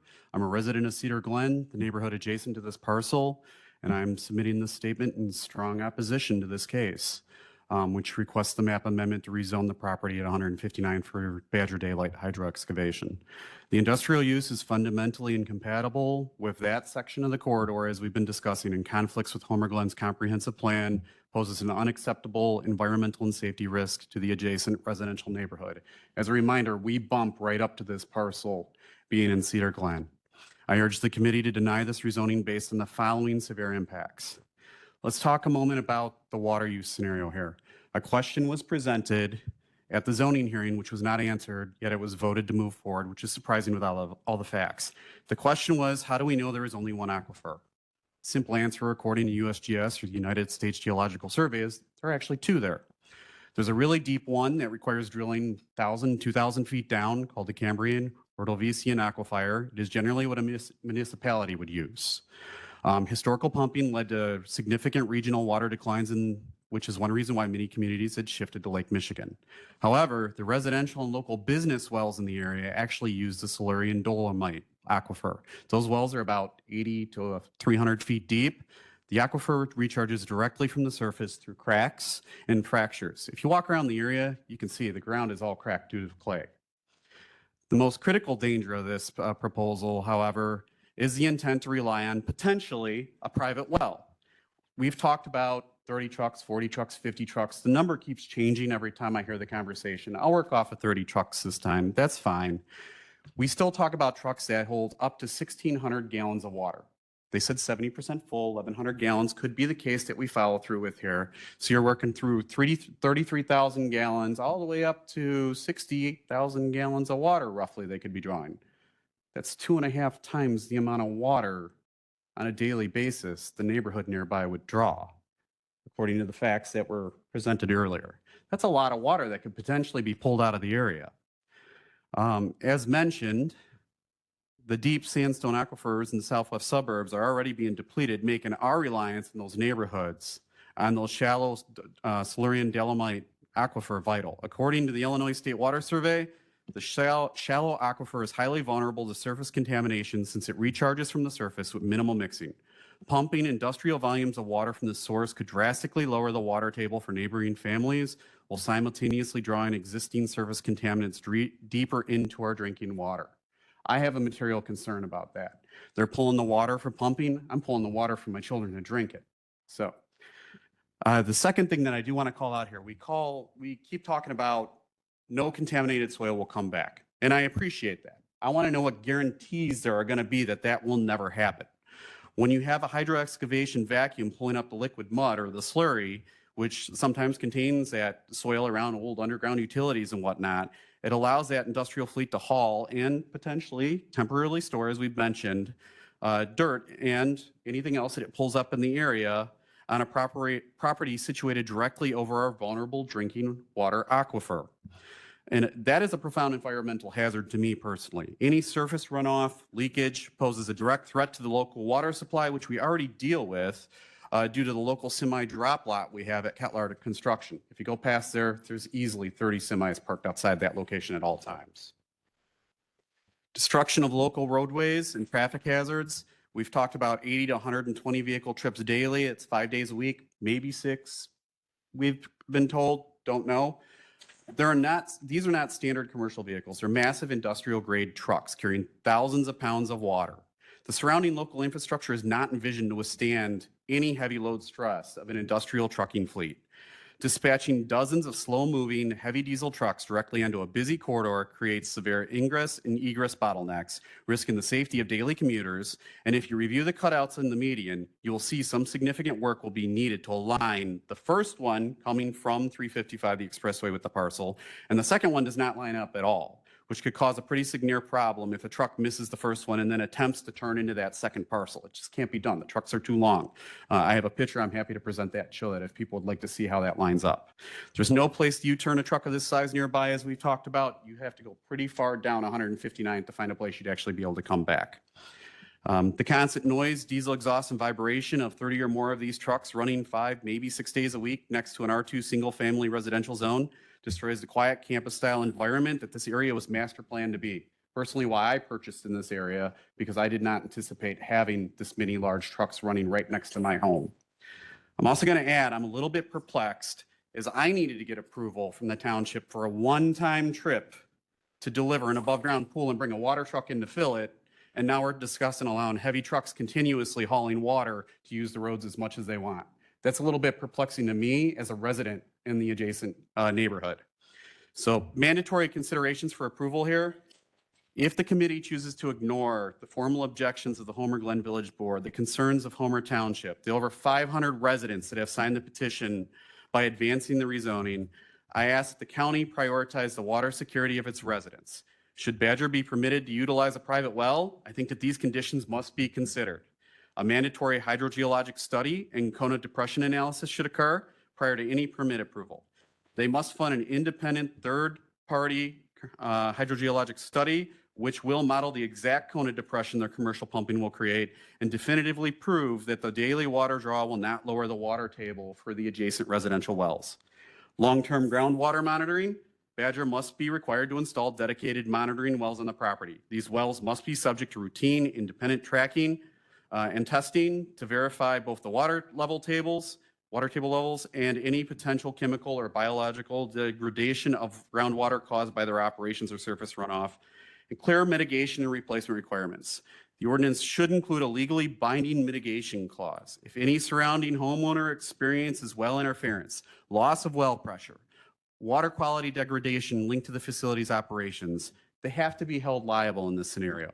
This includes covering costs to lower residential well pumps, drill deeper wells, cover costs to connect affected homes potentially to the municipal water supply, which, as we're all aware, Illinois American is extremely expensive and we're on wells today, so there should be considerations to subsidize that water as well at that point, since the residents are not the ones that cause the adverse effect, and really, they're not the ones that cause that we would no longer have water to drink or pull from the ground. And they should be forced to cease operations in that area until the issue is remediated. Maybe it could be also enforced through a bond type scenario or whatnot, but I do think that the residents need to be protected appropriately. If these conditions cannot be met, Badger really does need to guarantee that they are going to go on the municipal water supply, Illinois American. They have to be prohibited from using a private well on that property otherwise, or these concerns persist.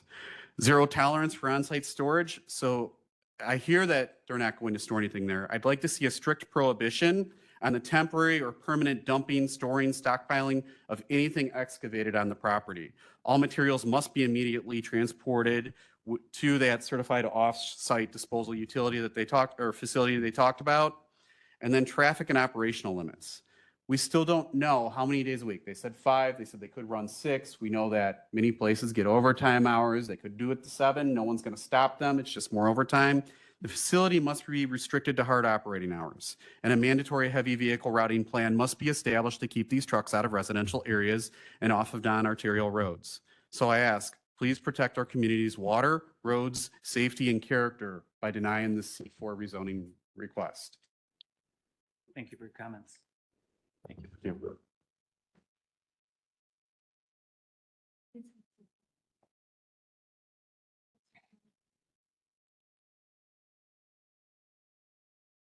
Hi, welcome. Thank you for being here. Thank you. I'm a terrible public speaker, so bear with me. Good afternoon. My name is Joyce Hale, and I'm a resident of the Cedar Glen subdivision. On behalf of all of our residents, I'm here to strongly oppose the rezoning case CZ 26020, the request to rezone approximately 38 acres on 159th Street, which is currently predominantly 3.23 acres of R2. So the majority of it is R2. We keep on talking about C2 to C4. It's really more R2 to C4, which is a huge jump. There's only 3.4 acres that's currently zoned C2, and that would be, of course, for the use of Badger's hydro excavation facility. This request is not a minor changing zone. R2 to C4 is a dramatic change. It's a request to place a fleet-based commercial truck operation directly adjacent to residential neighborhoods and near elementary schools. According to the applicant's proposal, the facility would serve as an operating base for approximately 30 large diesel-powered 30-ton trucks, 30-ton trucks, making 80 to 120 trips daily. That's a pretty significant number. These vehicles would generate increased truck traffic, diesel emissions that no berm of any kind or any size will stop. Those diesel fumes will be directly into my yard. I'm one of the closest homes to their facility or their proposed facility. It will increase noise, lighting impacts, and safety concerns. By statement of their COO, they would be planning to come from Route 6 north on Cedar Road, passing 2 elementary schools where children are picked up, dropped off, and waiting for buses every day. There's also the district bus barn that's there. The question before this committee is not whether Badger Daylighting is a good company. The question is whether a facility housing dozens of heavy commercial vehicles is compatible with the surrounding land uses. When you look at the zoning map, that answer becomes very clear. The property is surrounded primarily by residential neighborhoods and agricultural land. It's not located in industrial park or heavy commercial corridor. If it was, we wouldn't be here today. The surrounding zoning reflects a deliberate effort to create compatibility between homes, businesses, and open space. We have heard references to the nearby self-storage facility zoned as I-1 as justification for this request. However, a self-storage facility is fundamentally different than a hydro excavation truck operation. One generates limited traffic and activity I think since they've opened, I've maybe seen 10 people in and out of there, maybe. The other involves daily truck movements, diesel engines, backup alarms, and fleet operations. They are simply not comparable uses. The storage facility satisfied a need within the community. The community does not need a hydrovac excavating company, and it brings no value added to our area. The fact that this facility cannot operate under current zoning is important. The applicant is asking the county to drastically change the zoning because this use was never intended for this location. We urge the committee not to rely on speculation about future forest preserve acquisitions. There is no guarantee those acquisitions will occur. What is guaranteed is that if the rezoning is approved, C4 rezoning remains with the land and all future owners. The location, not the company, is the problem. As an indication to that, is in that that's not the right location. I know a representative of Badger is currently actively working with our mayor to find another location that would be a better fit for everyone. When it comes to well water use, it's not possible to know how much water is used by a subdivision. The water usage stated by Badger gets lower at each meeting. When we were at the zoning hearing, they said they go out 70% full, which is about 1,100 gallons. Today it's 600 or 700 gallons, so we're not really sure what the water usage is. The question before this committee is not whether Badger daylighting needs the zoning. The question is whether this community needs this zoning. Residents of Homer Glen and Homer Township believe the answer is no. We respectfully ask that you protect the interest of existing residents and deny this rezoning request. Thank you for your time and consideration. Thank you. You did okay.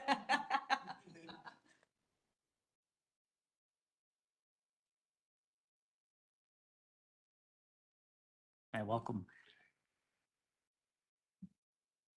I was told you'd send a copy. Remarks. Hi, my name is Mark Gowen. I am also a resident of Cedar Glen, a longtime resident of Homer Township. And I'll try to keep my remarks as brief as possible in respect to your time. Okay, here we go. First of all, I want to thank you for hosting a process like this and allowing us to express our objections.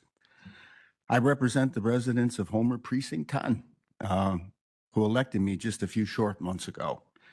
And I want to support them and I want to represent them. My precinct 10, is approximately 4 miles of 159th Street frontage.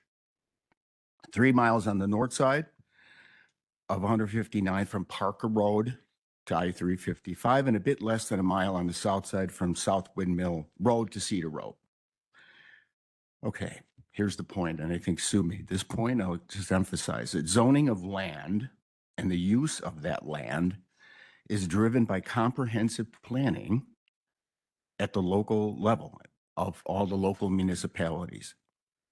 159th Street frontage is envisioned as the economic engine for these municipalities. The Village of Homer Glen, Homer Township, City of Lockport have well-defined plans for the 159th Street corridor, and those visions do not include an industrial park. I know there was a question on business park. Sue read the definition.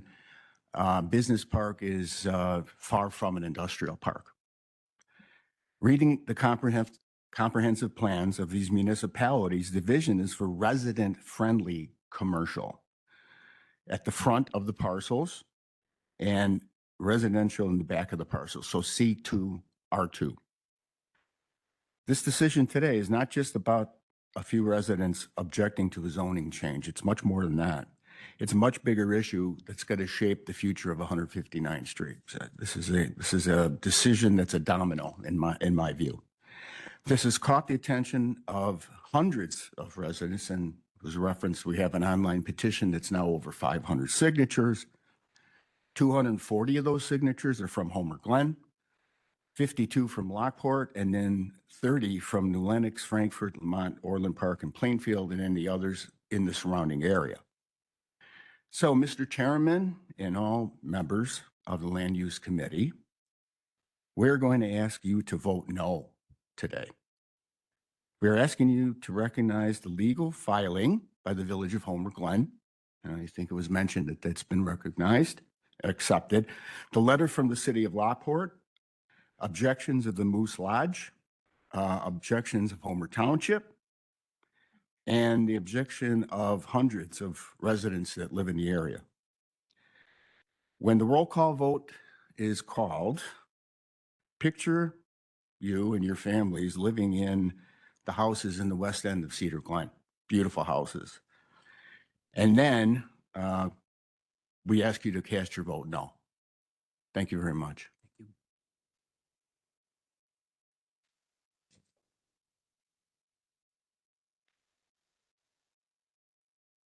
Hi, welcome. Hello, I'm Bonnie Willis. I am with Coldwell Banker Real Estate Group, and I am the realtor for both sides of this property. I'm also a Homer resident. I've been a Homer resident for 28 years, Homer Township, and I live in the neighborhood directly across from where this development could be developed. So I just want to give a little clarity. I know that so where I was here maybe 3 years ago with the storage facility, and everybody was up in arms about the storage facility. Homer Glen formally objected to it, and it's a beautiful facility. It's successful. They're expanding, and they're doing great. At that time, everybody thought it was a bad thing. So now we have Badger that's coming in, and while I know it's not for community, but it does provide jobs. It does provide some kind of a tax base for the township. And to get a clear picture, I've had this property listed for about 10 years, and I have worked very hard marketing it, trying to get developers, trying to get restaurants, trying to get shopping that the village had said they wanted. Even I know the staff of the village and economic development department, they have also tried very hard to sell this property, and it has not been able to sell. The dimensions of the property are about 642 feet wide. And I know it's less than 2,300 feet deep because of some, a sale maybe in the back of it for the village, I think for the sewer line or something. But it's very narrow and deep. So there's not a lot of easy development to go to this property. So I feel like this was a good location for Badger. They were really willing to work with the aesthetics of it to look like the storage facility, which is very nice and presentable and looks great. I had a petition signed. I know there's a petition signed with all those people, but it was on Facebook, and it was with misinformation that was posted. And so I feel like it was not a lot of people that were actually affected by it. So what I had signed was an agreement of about 35 residents across the street who were agreeing to the I-1 zoning, and they weren't fearful of what it would be. And I feel like this is set off a part of the road that is not going to affect, it may affect a couple of the residents, and I know that Badger is working very hard to appease them, to make them happy. But if you look at where this is, it is, if you're familiar, I don't know how familiar you are, but where Badger is, if you go to the west of it is the storage facility. If you go another parcel over, it's a pole barn with a landscaping business that has a dump site behind it. Then you have Forest Preserve. Then you have Kathy Boo's property, which has 10 acres to sell, and then a gas station, and go on to 355. Across the street are two houses that are farther down a church, a couple houses, my subdivision, open space, and then a little subdivision. And then you have across the street, then you have Berry Landscaping and a bank. On the east side of where Badger wants to go is the Moose Club, and they're more concerned about the weekend, and they don't work weekends, so they're not. It's not a hindrance to them. And then we have John Bay's house, who wrote a letter formally stating that he was fine with the location of Badger. And then you got Dahl's Landscaping, and then you do have Kettler there, but Kettler is I-1. This is not I-1. This is a business. There are certain classifications that businesses have to go to because of what they have. So I just kind of want to say, and sometimes I think, careful what you wish for. Like if you do want restaurants and shopping in that location, behind restaurants is not very pretty when you look at them. You put a strip mall there, you go behind those places, you're getting trucks delivering, you're getting strangers back there, you're getting garbage back there. That's what you see behind there. And those people who live there, that's what they will see. If you see restaurants, you're going to see trash behind the restaurant. Their pretty side is going to be on 159th Street. Badger is willing to keep it clean. They're an upright company. I do have a little problem. I feel like their integrity was kind of challenged a little bit here, and that I struggle with that a little bit. I'm sorry, but they have been honest. They have worked very hard. They have met personally with people. They will answer any questions. And I know a little bit about the EPA stuff on the dirt stuff. My husband works for K5, and I will tell you, every time dirt is sent, it is tracked and watched and fined, and they know where that goes. And EPA has to go along with the same EPA rules. So that is not, I don't think that's a valid reason. So pretty much that is kind of what I was just wanting to say. I wanted to just, I'm asking you to really consider what your decision on this, and understand what is really next door to here. Homer Glen, their restaurants and their shopping and all of that is going to be more directly around 159th and Bell Road, and going east and going down Bell Road and going to 143rd. That is where all of their shopping and their commercial development will most likely be. It will not be where this is at. It won't be. And the Forest Preserve, I will tell you, I've directly talked with the Forest Preserve. They have directly talked with the Forest Preserve. They are definitely interested in it. I've been talking to them for years, and they are interested in purchasing the back. And when that happens, nothing can be done with Forest Preserve property. It stays what it is. We know that in everywhere else that they're at. And I just recently did a deal with them, and Forest Preserve cannot sell or change it. And so if I was a neighbor and I was back there, I know this property is going to sell at some point, and I know it's going to be something. I don't think I would want homes back there and not have a decision. You can go to Summerfield and New Lenox, talk to the people on Summerfield, and talk to them about the Pulte. They don't want to look at that. And so I don't think you don't have control when a home developer comes in there and what they do and what their rules are and what you're going to look at. This is some control. There's going to be Forest Preserve back there. And so I just wanted to state that. I'm staying in my box, and that is what I have to say. Thank you. Wait, one more.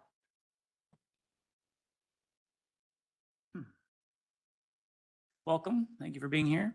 Thank you for having me. Ooh, here, that's for you guys. I apologize. I only brought a couple of copies of that, but I think a visual is important here. Mr. Chairman Pretzel, I gave you the one copy, but if you look at where it says Badger, that's the property that we're discussing right now. The front section in the pink is what's currently zoned as the C2. The rest of the green area is what's zoned R2. So as one of the residents had stated, going from C2 to C4 gives you a different perspective when you actually look at it on paper.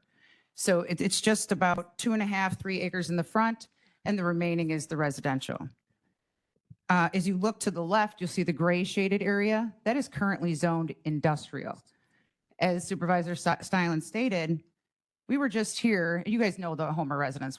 Let's just face it. You know that we're loud. You know that we don't want trucks. We like our environment. That's why we're always here.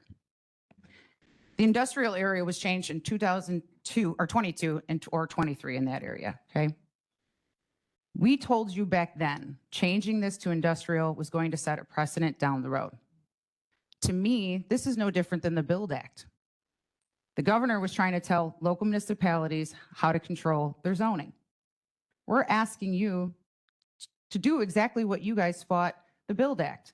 Don't start changing things and telling us how to control what's going on in our area. We have a plan, okay? As you can see, it's residential. The last speaker just stated, you know, businesses back there, that's zoned for housing. That's supposed to be houses. These people built their homes depending on, or the expectation that these were going to be homes, okay? A comment I wanted to address earlier that was said that this is a political thing or who can speak the loudest, that cannot be further from the truth for me. First of all, the owner of this property is a very good friend of mine. The Kettler property, he's here today, he's a friend of mine. Cass Wendland, he's also a friend of mine. But the residents are what's most important, okay? And that's what you guys got elected to do, was to defend these residents.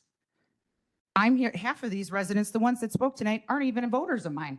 So this can't be political for me because they live in the township. I get votes by the residents of the Village of Homer Glen. So that comment to me was a little upsetting, but here nor there. The Moose, a resident or someone spoke about the Moose, saying their concerns were on the weekends and that they're not operating on the weekends. But if you look at their application, it actually says that they do on Saturdays. So that's a little concerning to me. I'm not going to stand up here and say I haven't tried to work with Badger. The people from Badger are absolutely amazing. They're great people to work with. In fact, I spoke to someone from Badger earlier yesterday, and we're trying to find them a different location in Homer Glen or Homer Township that would suit them better. This area is just unfortunately not the place to be. All the concerns you heard earlier, the trucks, the environment, that it's R2 and going to C4. I understand that the Forest Preserve is looking at buying it. I get all that. But then you have IDOT, the road that's in front. How do they get in and out? They can only make right turns in. They have to come down Cedar Road south of Cedar Road to get in, which you're going to pass 2 school districts and our fire department, which is a 1 lane going back and forth. There's no curbs and sewers. It's just, as you know, Homer Glen likes their swales and ditches. So having that many trucks, and I will say this, the numbers do keep changing. You started off with 30 trucks and they're moving because they're outgrowing their property. So how many trucks are going to be there? You know, is there more trucks going to come? Staging trucks inside, yeah, okay, that may be true. But currently, if you look at the satellite view, there's trucks stored outside. There's like 20 trucks outside their current property. So how are we going to be guaranteed that? And again, they're amazing people. I have nothing against them. I want to work with them in a different location. This one is just not it. I know there's a little confusion on the C4 or industrial. So in the Village of Homer Glen, we don't have C4 zoning. So there's a misunderstanding between the county and the village on what our definitions mean of C4 or what I means, okay? For them to tap onto our water, they would have to annex into the Village of Homer Glen, which would mean we would have to change their zoning to I1. So that will then again, create another I1 district in the Village of Homer Glen. We do not have C4. As you can see, the business district is not industrial. Yeah, the storage unit, it's not a big bother, but we didn't want it for this exact reason. Now we're going to change this. Then what's going to happen to the next property and the next property? How's it going to stop? It's not going to stop. It's going to keep going. The Village of Homer Glen might as well not even have a say, or the Homer Township. That's why I'm saying it's just like the Build Act. Someone else spoke on, let me see I'm sorry, I wasn't going to speak, but then I heard a lot of things being said and it just bothered me. The sale of this property, it's not because the zoning of it. The sale is because we have utility issues out there. We don't have a line of water going out there. Everyone knows we have issues with the Illinois American Water, and everyone knows that we're in the Village of Homer Glen right now is in the process of building our own wastewater treatment plant on Gauger Road and 159th Street. So we don't even have sewer there yet. So that is why these properties cannot build. I deal with these property owners all the time. They're in my office all the time asking about the timeline of where everything's going. Our wastewater treatment plant should be done by 2030. So it's time. I mean, it's taking time, but unfortunately we had an agreement with Lockport. They can only hold so much wastewater. They're redoing their wastewater. So that is why. It's not because of the zoning. It has nothing to do with that. I know you guys had some questions. I know Ms. Mitchell, you had said is the person here that's trying to work with Badger here. So I just came up to see if you had any direct questions for me that I can help answer. All right. May not like these questions. Yeah, but I have that's many. okay. That's okay. All right. So Badger stated that, oh, they, all the changes that they wanted to make, change this. Can you do that? Can you do that? If it was never the right location in the first place, why make them go through it? Just say, hey, and you don't have to change anything because we don't want you here. Sure. Go to somewhere else. Sure. So as mayor or as a board member, you're always going to try to find a balance between the residents and the opposition, right? So you have Lockport, Homer Township, the Village of Homer Glen, the Moose Grove, and all the residents that live over there in opposition. So as a leader, you're supposed to step up and say, okay, where can we find a balance? What can we do to make it work if it could, right? So at that time, more and more concerns started coming out, more and more. And I'm not going to lie to this, I didn't even realize until one of the staff members told me, Christina, if we do allow this in there, not just the little piece here, but all of what Badger's asking would then turn into industrial. that was the end all for me. The industrial part, I just found that out yesterday, was the end all for me for that, because then everything from there is going to trickle down. It's just going to change. So yes, have I said, can we change the entrance? Can we put a bigger berm? Can we move the building? Can we twist the building? Can we, make it pink with purple polka dots? I tried everything I possibly could, but the more I tried to make changes, the more and more concerns just kept coming. Okay, thank you. Thank you. Member Ogalla? Sure. Oh. Okay, thank you. Okay. Appreciate No, you being. that was it, Ms. Mitchell? Well, stay put. Yeah, stay, Oh. we might. Mr. Wendland, we invite you back up to the door. So my question is, I heard the concerns of like, where are the trucks going to be driving? It's right in, right out. Sure. Well, maybe Alec, you bring up the revised site plan. That was a concern from the get-go. Their intention is to go directly back and forth to 355. And so at the request and the concern for that traffic be going up Cedar Road instead, which is a truck route, however they wanted to keep it away from the schools, they asked us to take a look at a second entrance. Our engineers said that they can do that. And if Alec can pull up the picture, you'll see that a revised site plan shows a direct left in, trucks heading east on 159th Route 7 into the eastern end of the property, okay? And then exiting right back out and going straight back out west to 355, okay? Now, once we made that revision, see if it has, you'll see it there, okay? And we actually swung that away from the adjoining property. Once we had that revision that was brought forth because of the concern of that traffic, then the Moose said, well, we don't want that entrance right next to us. Can you get rid of it? And that was the entrance we just added because she wanted to make sure his trucks stayed off of Cedar Road. And so, no, it's not just, it doesn't have to go on other local roads. They can't go on other local roads. They're weight limited. So that's why that was added. I mean, they paid for the engineering money to do that. As far as a couple of other statements made, when we began and supervisor mentioned the meeting, the staff meeting, Badger, we brought forth a plan A and a plan B, or a scheduled scheme A and a scheme B.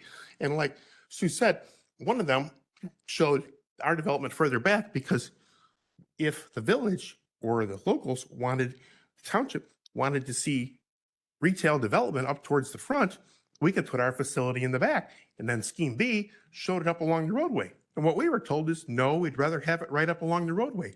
That's why that plan's here. With regard to any matter in which I've ever spoke, I know, Mr. Chairman, I know several others of you have heard me speak at these meetings for decades. I've never spoken in any other manner than I'm speaking to you right now and what you're accustomed to do so.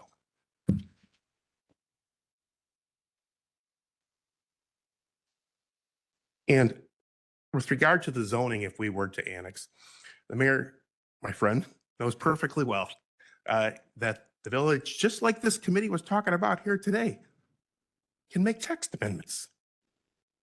They can add special uses in certain areas where they can add conditions. They can change text in their ordinance to put certain uses as special uses in a different zoning category. So the representation that, nope, if this is annexed to the village, the only thing it could be I-1, as a municipal attorney and zoning attorney for 35 years, I can say, I know that's not true. You know that's not true because you were just here today discussing what the text amendments to your own ordinance should be. As far as the well concerns, and upon confirmation of Mr. Halpern's information, and until we could get hooked onto a public supply, we're happy to drill to the deeper aquifer for the use of those trucks. Happy to do that till that happens. We're happy to agree, as they currently do now in Shanahan, to get the water off site for the trucks. There's literally, when you look at this, nothing that Badger has said no to as far as accommodations. As far as contaminated soil and confirmation of that, I got a few more things to say. I'm going to leave that for Kevin. But as far as the 5 to 6 days, I can speak a little bit to it, and I'll ask Kevin to it. Well, yes, the regular schedule is Monday through Friday. Do one or maybe two operators get called out on Saturday for jobs in a busy season, or when something breaks, has to be exposed? Of course they do. But that would be one truck, two trucks, never the Exactly. full fleet. Right. sorry, just looking through a few of these concerns. With regard to the character of the neighborhood, and that, I mean, and I understand this because I've been here my entire life, like you, Frank. You were both born here, okay? When these homes were built, no, 159th wasn't a 5-lane highway. No, it didn't have stoplights. No, it didn't have turn lanes. No, it wasn't concrete. No, it wasn't a strategic route arterial. None of those things were true. Today it is, you know?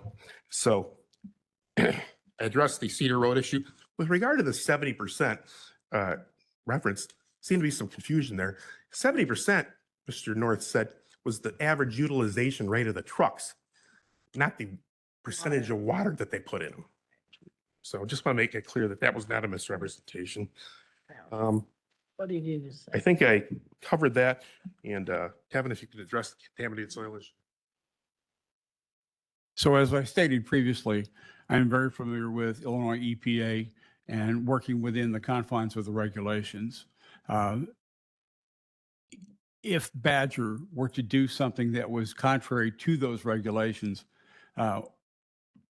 the corporation, as well as myself, would be personally responsible. We're not willing to do that. We're not willing to tarnish the reputation of our company in order to have a short-term fix for something. We will find alternative mechanisms as we do today, but we're not going to bring contaminated soil back. As I've stated in each of these hearings, we want to be a good neighbor. We want to be a good partner in the community. We will bring jobs, high-paying jobs, approximately between 55 and 65 people, with about 15 of those being office-related, support, sales, operations management. And then our operators, many live in the vicinity. Operators make anywhere from $150,000 to $200,000 plus. They spend the money in the communities in which we operate. They fill up their vehicles, they do their grocery shopping. We're here as partners. I've heard a lot of misconceptions, multiple postings on Facebook. I'm not going to point fingers. That's not what we do. We want to be transparent. We don't operate on Saturdays unless customers need us. This past weekend, for example, we had 4 trucks roll. Okay. Contractors don't want to utilize Badger on a weekend because they're paying overtime. That's a significant cost. And if it's a 2-hour job, they're paying for a minimum of 8.5 because that's our commitment to paying an operator. So I can tell you that contractors will do anything and everything possible not to work on a weekend, and which we prefer. So we want to be that good neighbor. The comment about the diesel fuels, diesel exhaust. The reason why we back our trucks in is for safety, but that eliminates or mitigates the noise that anyone would hear in the morning. We park our trucks inside, so unlike a typical truck depot, you don't have to idle a vehicle in the wintertime for an hour. Our operators can come in. It's temperature controlled. They can come in, start their vehicle, do their normal pre-trip, and leave. So there is no fumes that accumulate. Otherwise, we would be facing that today. We have outgrown the facility that we're in, but we don't intend to add additional trucks. As I mentioned earlier, this is not a hub for our business. We want to be in the community because we provide services to all of the contractors, municipalities, engineering firms, all around us. So, we're not going to do anything to bring negativity towards Badger itself. I'm not willing to take on that personal responsibility or liability. So, again, we will operate within the confines of the restrictions or any restrictions that are put upon this going forward. We don't. We've listened to the community. We've heard the concerns about the aquifer. We will and could continue to use water outside that we get.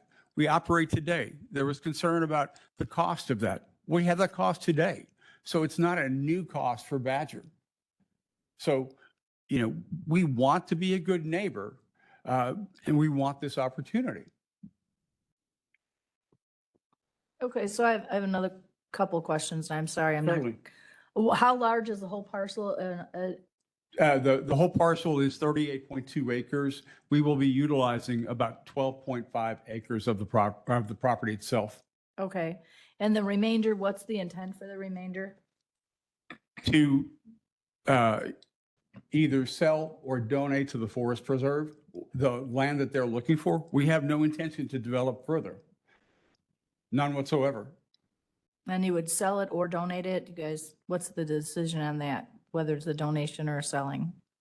So we're in, as the mayor had mentioned, our chief operating officer, Logan Malott, lives in New Lenox. He was having conversations with the Forest Preserve yesterday afternoon. So, there is definitely the interest there. We have no objection to donating part of that land as well. We simply don't need it. As Bonnie Willis had mentioned earlier, it's an odd-shaped piece of property. We don't need that whole property. So we had originally proposed going to the back, but the preference was stated, move up front. We would create the nice appearance of the facility, which you can see the rendering of that. But nonetheless, we have no intention of developing anything further because we have no intention of expanding the truck size that we've got. And then I guess one more question. So when your truck usually leaves, does it have water in it already, or do you go to the site, or is it a mix? So it's primarily water. It will be filled up in the morning. So in the cases today, our trucks will go off-site. There's several water sites that we will utilize. We coordinate with utility companies and fill up there on a 2-inch hose. That's what you're doing today in Shannon. Yes, sir. There's no filling your trucks up on site. No, we don't use a water source. There's not a water source there. So we can follow that same process today here. I want to mention one thing because Kevin spoke on it, and there's an issue of people talking about looking at aerials and trucks parked outside. As you just heard Kevin said, they've outgrown their existing facility. And what you see in this plan is a 25,000 square foot facility so that those trucks can be stored inside. And additionally, as to the zoning and the zoning of the whole parcel, we were told by staff, and I know it's true, that we can't just split zone the parcel and leave part of it that way. Just whatever our intentions are. I'm going to ask. What's the maximum capacity of trucks that could be in this facility, parked inside? Parked inside would be 28 trucks. We have 31 trucks today. The other trucks would be in the rear. There will be fencing. There will be landscape plans. So those would not be visible from the road. Those are spare trucks. Everything from a utilization standpoint is parked inside. The only other vehicles would be, as I mentioned, small vehicles such as pickup trucks that we use to support our operators in the field. So they would be parked outside? They would be parked outside to the rear of the building. Oh, okay, so my question is, for your large trucks, how many can fit inside? How many do you have now that would fit inside, and how many? You have 30 trucks, is that right? We have 31. 31 large trucks? Yes, Okay, but only 28 can fit inside? correct. Okay. The other three are Outside? They would be parked to the rear of the facility and not visible from the road. Those are the spare trucks you mentioned as not unutilized. So. Okay.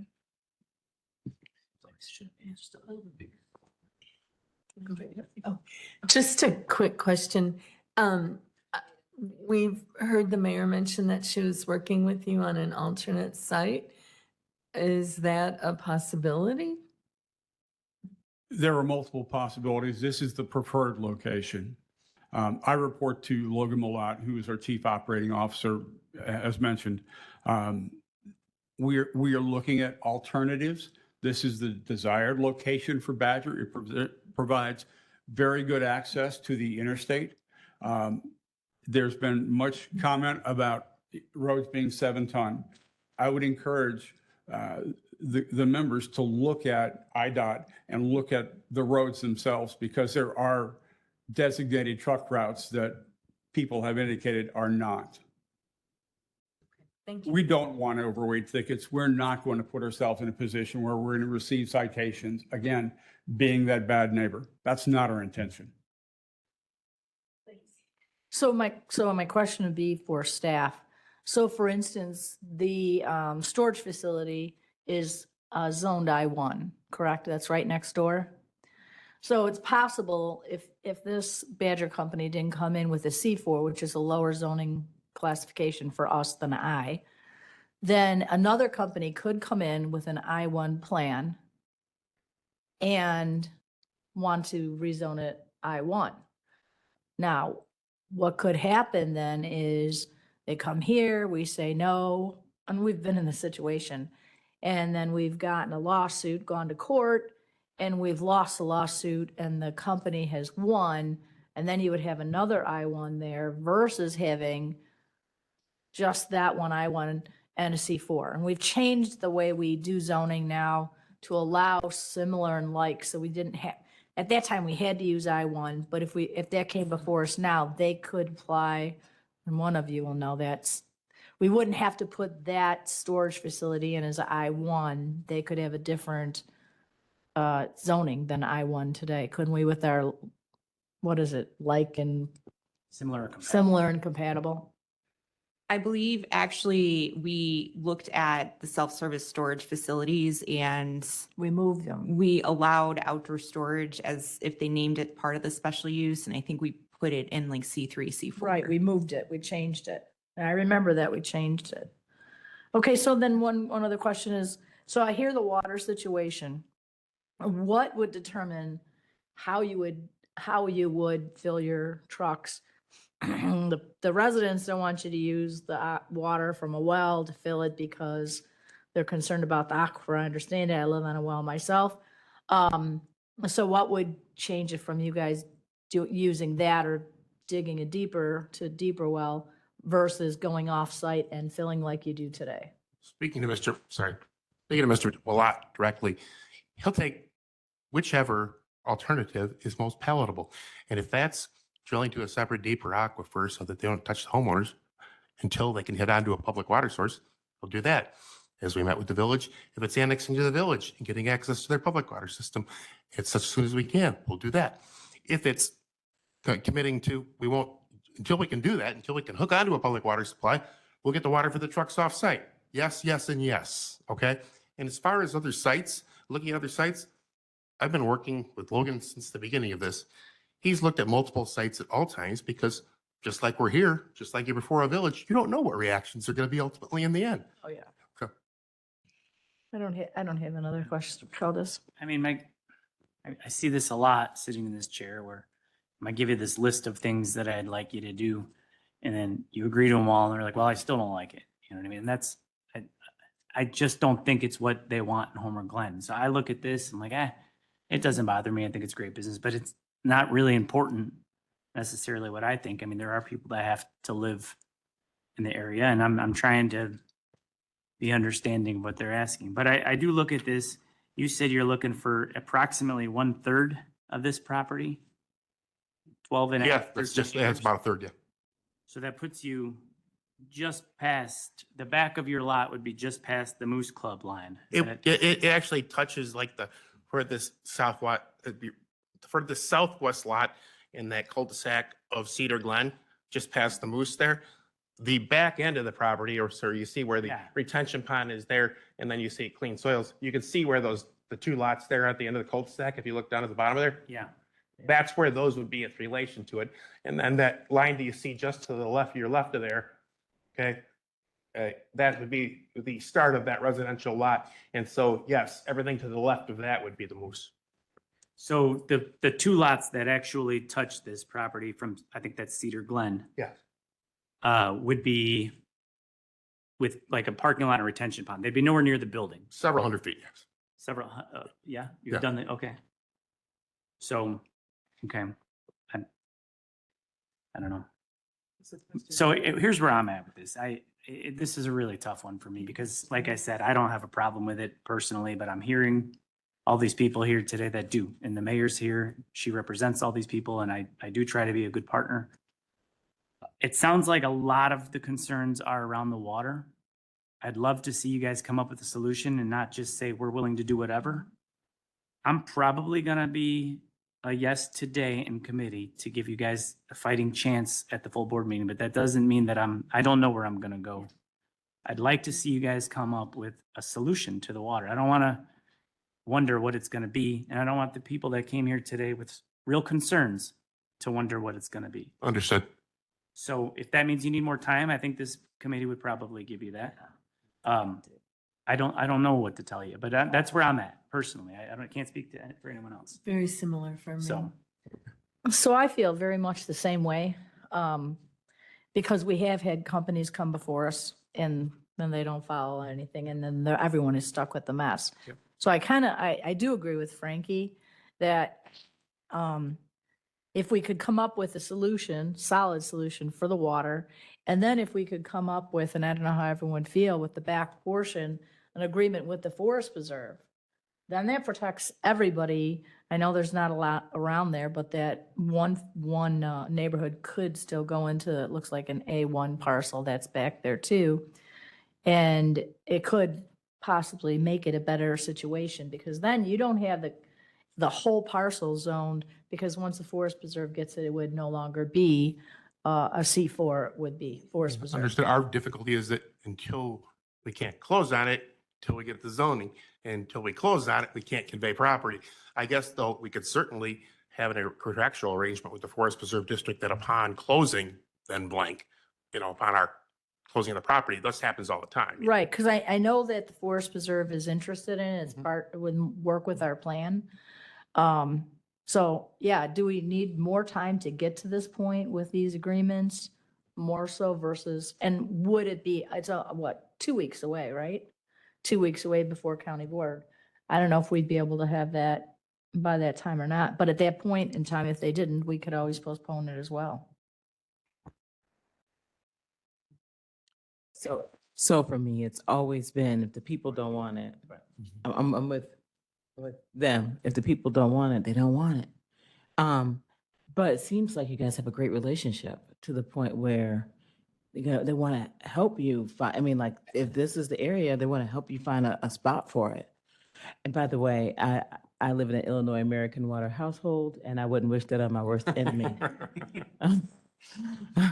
I know you have way more money than we do, but I'm just letting you, Badger, that is, I'm just letting you know, I'm crying real tears for you on the Illinois American Water. So that's kind of where I am. I'd like to, it's a tough spot. I want you guys to have more time to try to find a way to fix whatever the divide is. Hopefully, it seems like you guys are a great company, and these people don't hate you. They just don't want it there. I don't know. And initially I was like, well, this is great. What's the problem? Because it's a residential community. It's kind of hard to have trucks, even though it looks fine. So I'm probably going to be a no, but my no is because if the people don't want it, I can't very well vote for it. But I wish you would find some way to fix it, to bridge the gap. Thank you. Member Brooks? Thank you, Mr. Chairman. Gentlemen, I may not ever said this out loud publicly, and may never say it again, but I have a lot of respect for our chairman of this committee, Mr. Pretzel. And the reason why I said that is because of this. Even though you mentioned, Mr. Chairman, that a yes vote would send this to the full committee, and I understand that, but a no vote would also send to the committee how some of us really feel. And unfortunately, I would have to be the one to cast a no vote, because I want the full committee and the other 21 board members to ask the question, why we as a committee voted no and why those on the committee voted yes. And I think they deserve an answer. But gentlemen, in all due respect for all of you on today, I think both sides presented a very good case on today. But unfortunately, right now, gentlemen, I want you to know I would be a no vote in the advancement to the full board. Thank you. Yeah. Member O'Gallagher? I just wanted to ask something of our state's attorney. So my dilemma is, and I hear both sides, and I like to vote for the people, but my dilemma is that I won next door. So if if they go somewhere else and another company comes in and they want to put in a business that's an I-1 and we say no, what's the potential you think that they take us to court and we lose that lawsuit?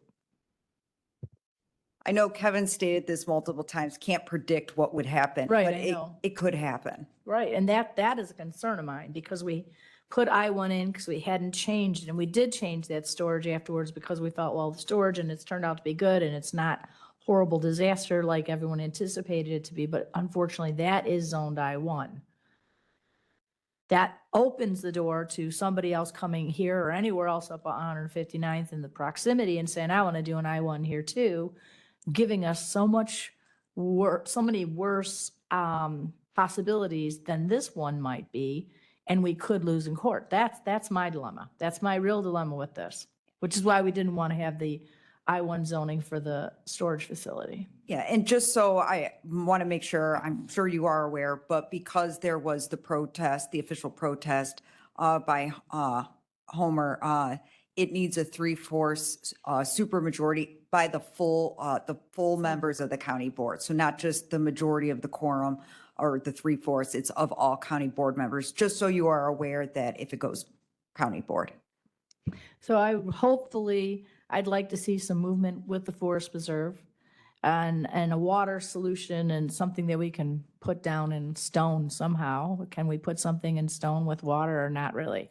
Not really, but, so that's my dilemma here. I know however we vote here today doesn't change the fact that this moves to the full board meeting on the third Thursday. So we could vote yes, we could vote no, and that doesn't change it. And we could change our vote that day as well. So, all right, that's all I have. So, Mr. Condition- President, Oh, sorry. sorry. No, so was your intention then to table it at this committee or move it forward to the county board and table it there if necessary, if something was being worked on, which is those? I was leaving it up to you. So just know, we can't condition a map amendment. I So- fully understand that. Yeah. Yeah, I know you do. This was more for everyone. Yeah. But, so I can't say I'm only going to vote yes if you agree to X, Y, Z. So I just want you to be able to explain to this board 2 Thursdays from now, or whenever we decide if we postpone it, exactly where the water's coming from. And then we can see where the cards lie, right? Like, at least we would know. I'm not taking any shots at government. I'm a local township supervisor, but going to a forest preserve district, which you're commissioners of, and getting an answer and getting things sewn up in 2 weeks is very difficult. Yeah, that's beyond an ask. You heard your schedule today. Okay. So if we do run out of our due diligence time with our seller, but we'd simply put it to them that either you extend it or we're done here. So, that being the case, I'd rather have that discussion before this committee than before the whole county board. As you're all aware, your members here, you've been for a while. There's not the time at the actual county board meeting. They're rushing in, rushing out. You're going through, motion prior roll call, boom, boom, boom, boom, boom. And it doesn't leave the time for the careful consideration that you've done today and like the PCC did. So, Yeah.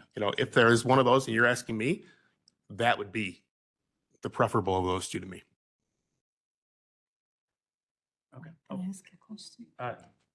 Sorry. Do you want to repeat that one more time for everybody? What's the preferable? Oh, for this committee to table it, because again, you've seen the time that you've given us, we can discuss these issues beforehand, rather than trying to get that related to all 22 county board members at once. And Yeah, during that hubbub, I was chief counsel here for 4 years. I know what those mornings are like. So if you're okay with that, then I think we can help you out. What I don't want to do is postpone it when you're like, we've got all this work, we're ready to vote. So If it helps at all, I'd ask that you table it too. It would give us a little bit more time. We could find out the water issue. There may be a possible additional location. I'd like to talk to some people on the Forest Preserve Board because there is a possibility of just a few rows over, just a few lots over, if it's possible. I was speaking to Logan, the CEO. He said that would be an opportunity if the Forest Preserve was willing to work with them a little bit because the current property owner just donated some Forest Preserve lands. Would be nice if they can go there. If you just give us a little bit more time to try to figure this out, it would be helpful. I hear you. I have a question. question ahead. too. Actually, that was actually my question.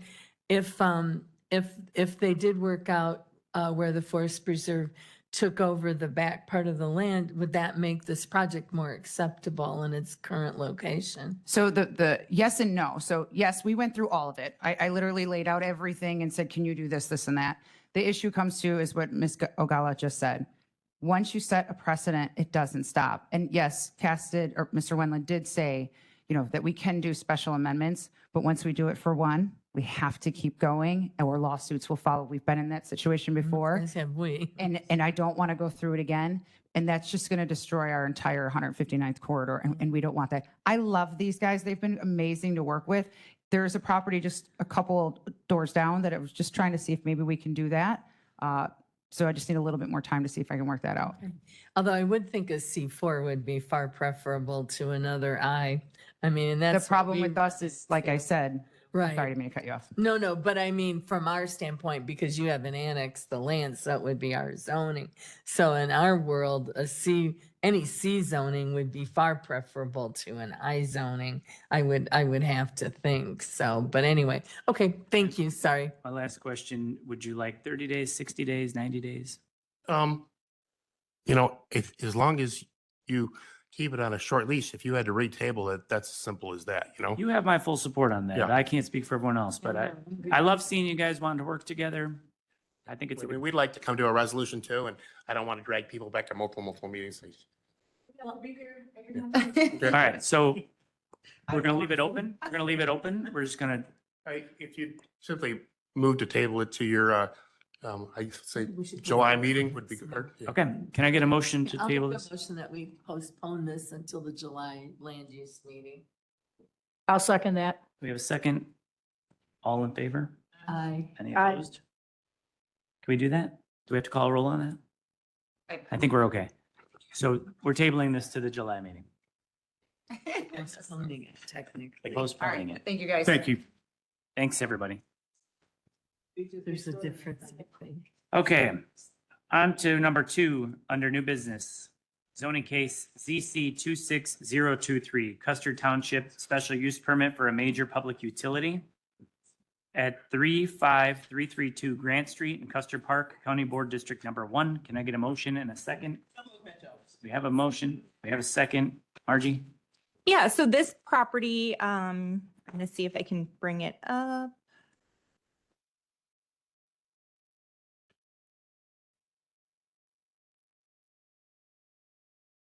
Is basically it's the Custer Township Highway Department's property. It is about just under 5 acres, but it does span about a quarter mile from north to south tip, largely due to owning part of the former railroad in this area.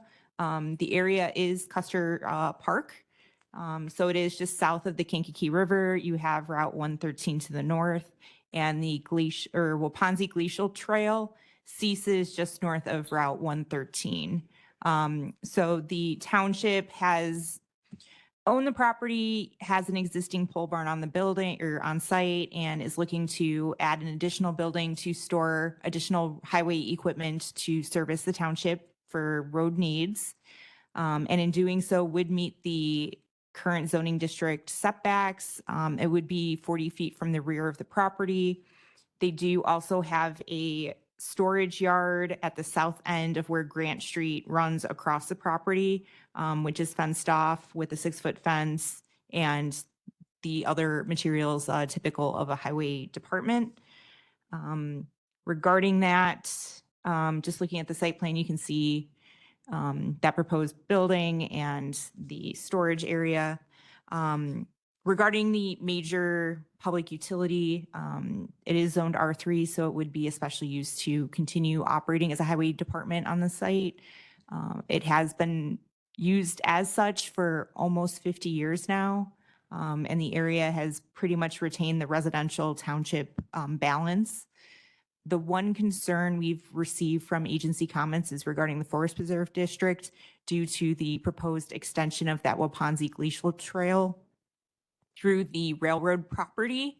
But again, the big issue is the Forest Preserve never acquired the railroad right-of-way to extend it, and now it's owned by the township. The township has agreed to an additional third condition to have discussions with the Forest Preserve District to see if there's a way to still work a trail in on the property where, it's going to benefit township residents, but also, the county as a whole. The one concern potentially would just be the location of the storage yard and just how it's currently improved that way. But the condition really is based on having conversations. It's not mandating them to put in the trail. It's trying to come up with that extension for the plans for the county's bike plan and the 2040 transportation plan that showed the extension, but has never been constructed. With that, the other two conditions are just the standard conditions that it be transferable to future property owners and our general site inspection. There were no other objections or concerned citizens talking about this, and I'm happy to answer any other questions.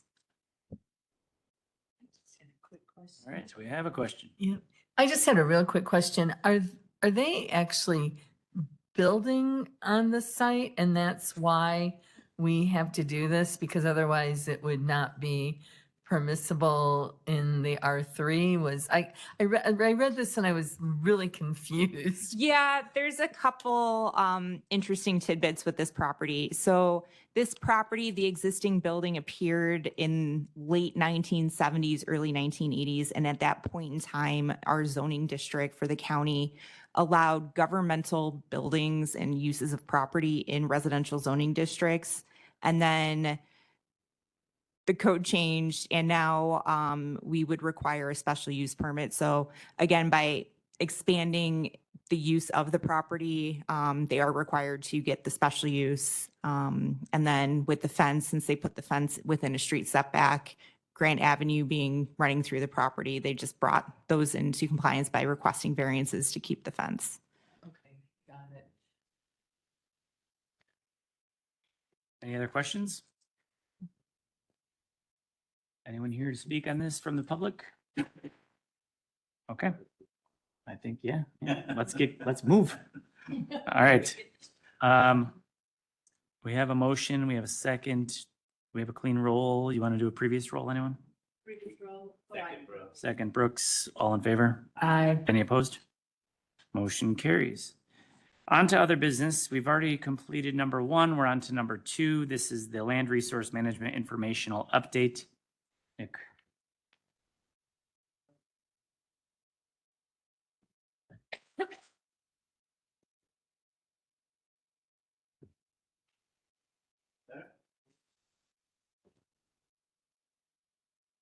Thank you. Thank you.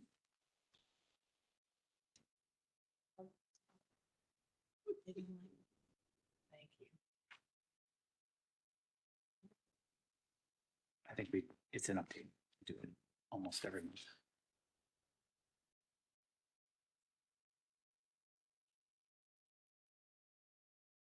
All right, sorry about that. Okay. Sharing my screen now. All right.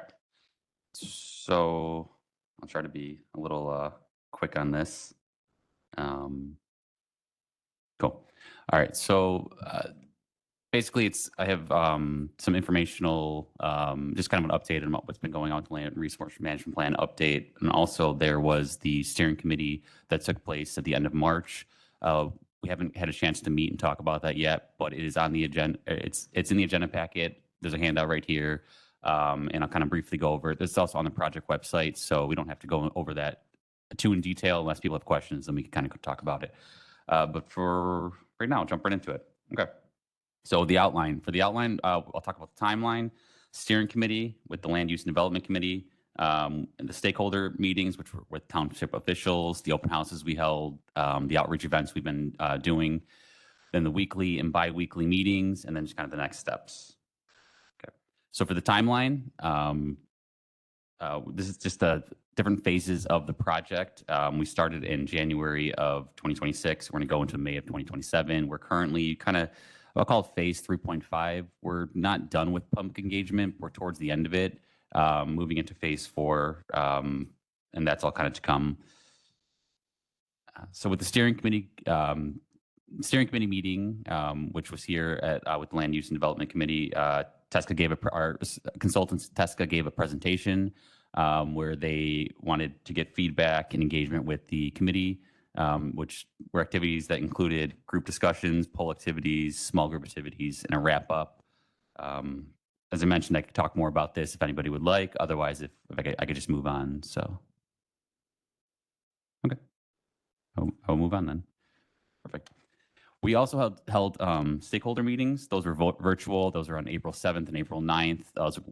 We invited different township officials. Originally, it started off as just township supervisors and highway commissioners, but then we got some feedback from other township officials to be a part of it. So there were some clerks there and then some trustees that attended the meetings too. We're talking about holding more stakeholder meetings. So if there's anyone that you'd like me to point in the direction to the consultants to meet with, like if there's anyone that off the top of your head, we have a list of individuals and entities that we'll be meeting with, that we're talking about meeting with the consultants. But if there's anyone else you can think of, just please let me know for the second round or future rounds of stakeholder meetings. We also held 2 open houses, 2 sets of open houses. The first 2 were on April 28th in Monee Township and Plainfield Township. And the second set were on May 14th in Wilmington and at Knoll Park and Joliet. There's a lot of good engagement and a lot of good feedback. There's a full summary report coming from our consultants soon, so I'll keep you posted on that. Okay. Outreach efforts. We've been doing a lot of different outreach efforts in a lot of different ways. We've contacted a lot of different entities, townships, municipalities, government associations, districts, schools, libraries, nonprofits, businesses, through email, phone calls, visits. We've given out flyers. We're just trying to cover all our bases. Once again, if there's anyone that you could think of specifically that you'd like us to reach out to, we're more than willing to. There's also been numerous events that we've attended. We've done the Day of Government, Recyclepalooza, book recycling event, farmers markets. And then the survey was originally supposed to close today, June 4th, but we decided to push it back a little further because we thought there'd be a good opportunity for some more outreach events, including Juneteenth events and then 4th of July events. So as of right now, we're looking towards, around 4th of July to close the survey. The project website will be open through the entirety of the project, but the survey specifically will be extended a little bit longer into July. So there's options and opportunity for more feedback. We also have weekly and bi-weekly meetings. Our weekly meetings are with the land use staff where we discuss things, essentially it's just my way to keep people updated on and make sure we're on the right schedule. We also brainstorm ideas. I have 3 sections in the agenda where it's basically what has been done, what needs to be done, and the kind of just miscellaneous, other sections. Then we have bi-weekly meetings with our consultants where we draft project or discuss project updates. If there's an event that happened, we do an event debrief and kind of talk about what how it went. We make decisions when needed. We do talk about outreach efforts and then also brainstorm ideas with that too. And that's every other week with consultants. Then our next steps, we're going to continue our outreach efforts. As mentioned, the survey will be open a little bit longer, so we're going to keep pushing very hard for that. And we're going to plan our second round of stakeholder meetings and open houses. The open houses will come in the fall, but that's further down the line. As of right now, we're just looking to do more stakeholder meetings and then continue our outreach efforts. And then we're looking to have the consultants come and give a presentation and have their second steering committee, the August Land Use and Development Committee. Instead of doing another special meeting, because I know it's hard scheduling, and the idea was to just do the first maybe 45 minutes of the Land Use Committee for them to come and present and kind of give some of their findings, but also get some feedback and all that. All right. And then here is the flyer. So, like I said, if you can please share this with your networks, with all your people, just to kind of spread word on the project and everything. Like I said, the survey, we're trying to get as much feedback as possible in the survey, going forward. So, like I said, if you could just share this with everyone, and then if you have any questions, feel free to reach out to me, or you could do the planning at willcountylanduse.com. That's all I have. Thank you. Any questions? Nice work. Thank you. Sure. Can you send that to us via email so we have it? Presentation? Well, and that specific thing by itself. Of course. And then as far as stakeholders, have you guys met with like the Soil and Water Conservation District, Farm Bureau, Conservation Foundation? I think those are groups that might have some input, different input than you're going to get off, people, regular people on the street have different opinion because you're living in your own microcosm. You're not. And I mean, I think for me, for land use, it's just like we've got such a broken system right now because of the solar. That's all, the zoning is all scattered. So it's just, I'm not thinking maybe input from those organizations might be helpful. I don't know if anyone has any other ideas, but those I would include. Okay, thank you. Yeah, I've reached out to the Farm Bureau before and the Conservation Foundation. Soil and Water might have been in there, but I'll have to double check. But regardless, I'm going to continue reaching out, and I'm going to reach out again because we have an updated flyer. The original flyer had the dates for the open houses, but since those have passed, this is our updated flyer that has a bigger QR code and kind of just more like a call to action. Kind of also shows there's a comment map where you can leave comments. So kind of just, better shows the website. And if anyone's interested, I could also show the website and run it through if no one's familiar with it, but I figured I'd give the option. So it's up to. So I have a question too. Do we contact like municipalities? So like, it's so varied here because you have little municipalities like Peatone and Beecher surrounded by unincorporated versus large municipalities surrounded by another large municipality. So if we asked them at all, like the smaller communities? Yes. So we reached out to pretty much every municipality that we could think of that was included, municipalities, townships, different just fire districts, park districts, school districts. Yeah, so we have a very comprehensive list of everyone we've reached out to, and we've covered a lot of the bases, but we know we probably haven't covered everyone. So that's why I'm trying to. What has been the response? Some have. Yeah, a lot have not responded. Unfortunately, we have got some feedback, and some have agreed to share the flyer and kind of be a part and keep them updated and everything. But not everyone has been as responsive. Maybe that's just we need to reach out to them again or keep trying. But at the least we've tried to contact just about everyone. So locally. So for me, for my county board district, which is mine and Frankie's, a big L through the middle of the county. I would like to know who in my area hasn't responded, because then I could directly reach out to them. That way, when they come to me and say, hey, guess what? I didn't know that was going on. Well, if I've contacted them, I know I have. I can't say that you definitely did, because unless I, Right. But if I know that I've contacted them and they come back and complain afterwards, then I'm like, well, I contacted you, Frankie contacted you. Right. We gave multiple opportunities because we want the input. I think that would be helpful to all, not just those of us here, but the full board for our county board districts. Awesome. Thank you. Thank you. Good work. Thank you. All right, on to the next item here. Everyone's favorite topic. We have some solar extension requests. SEXT 26-017, first extension request for a special use permit for a commercial solar energy facility with 4 conditions. Zoning case ZC 24015. Wesley Township. Okay, we have a motion and a second. Any questions? Sorry. No, I love it. I love You it. Let's off. get rolling here. Is there anybody here from the public that wants to make a comment on this one? Last chance, public comment? Okay, I think we could do previous roll. Second, all in favor? Any opposed? Motion carries. Last on the agenda here, first extension request for special use permit for a commercial solar energy facility with 4 conditions. Zoning case 24-040, Cultivate Power in Jackson Township, 25217 South Chicago, Elwood, Illinois County Board District number 2. Can I get a motion and a second?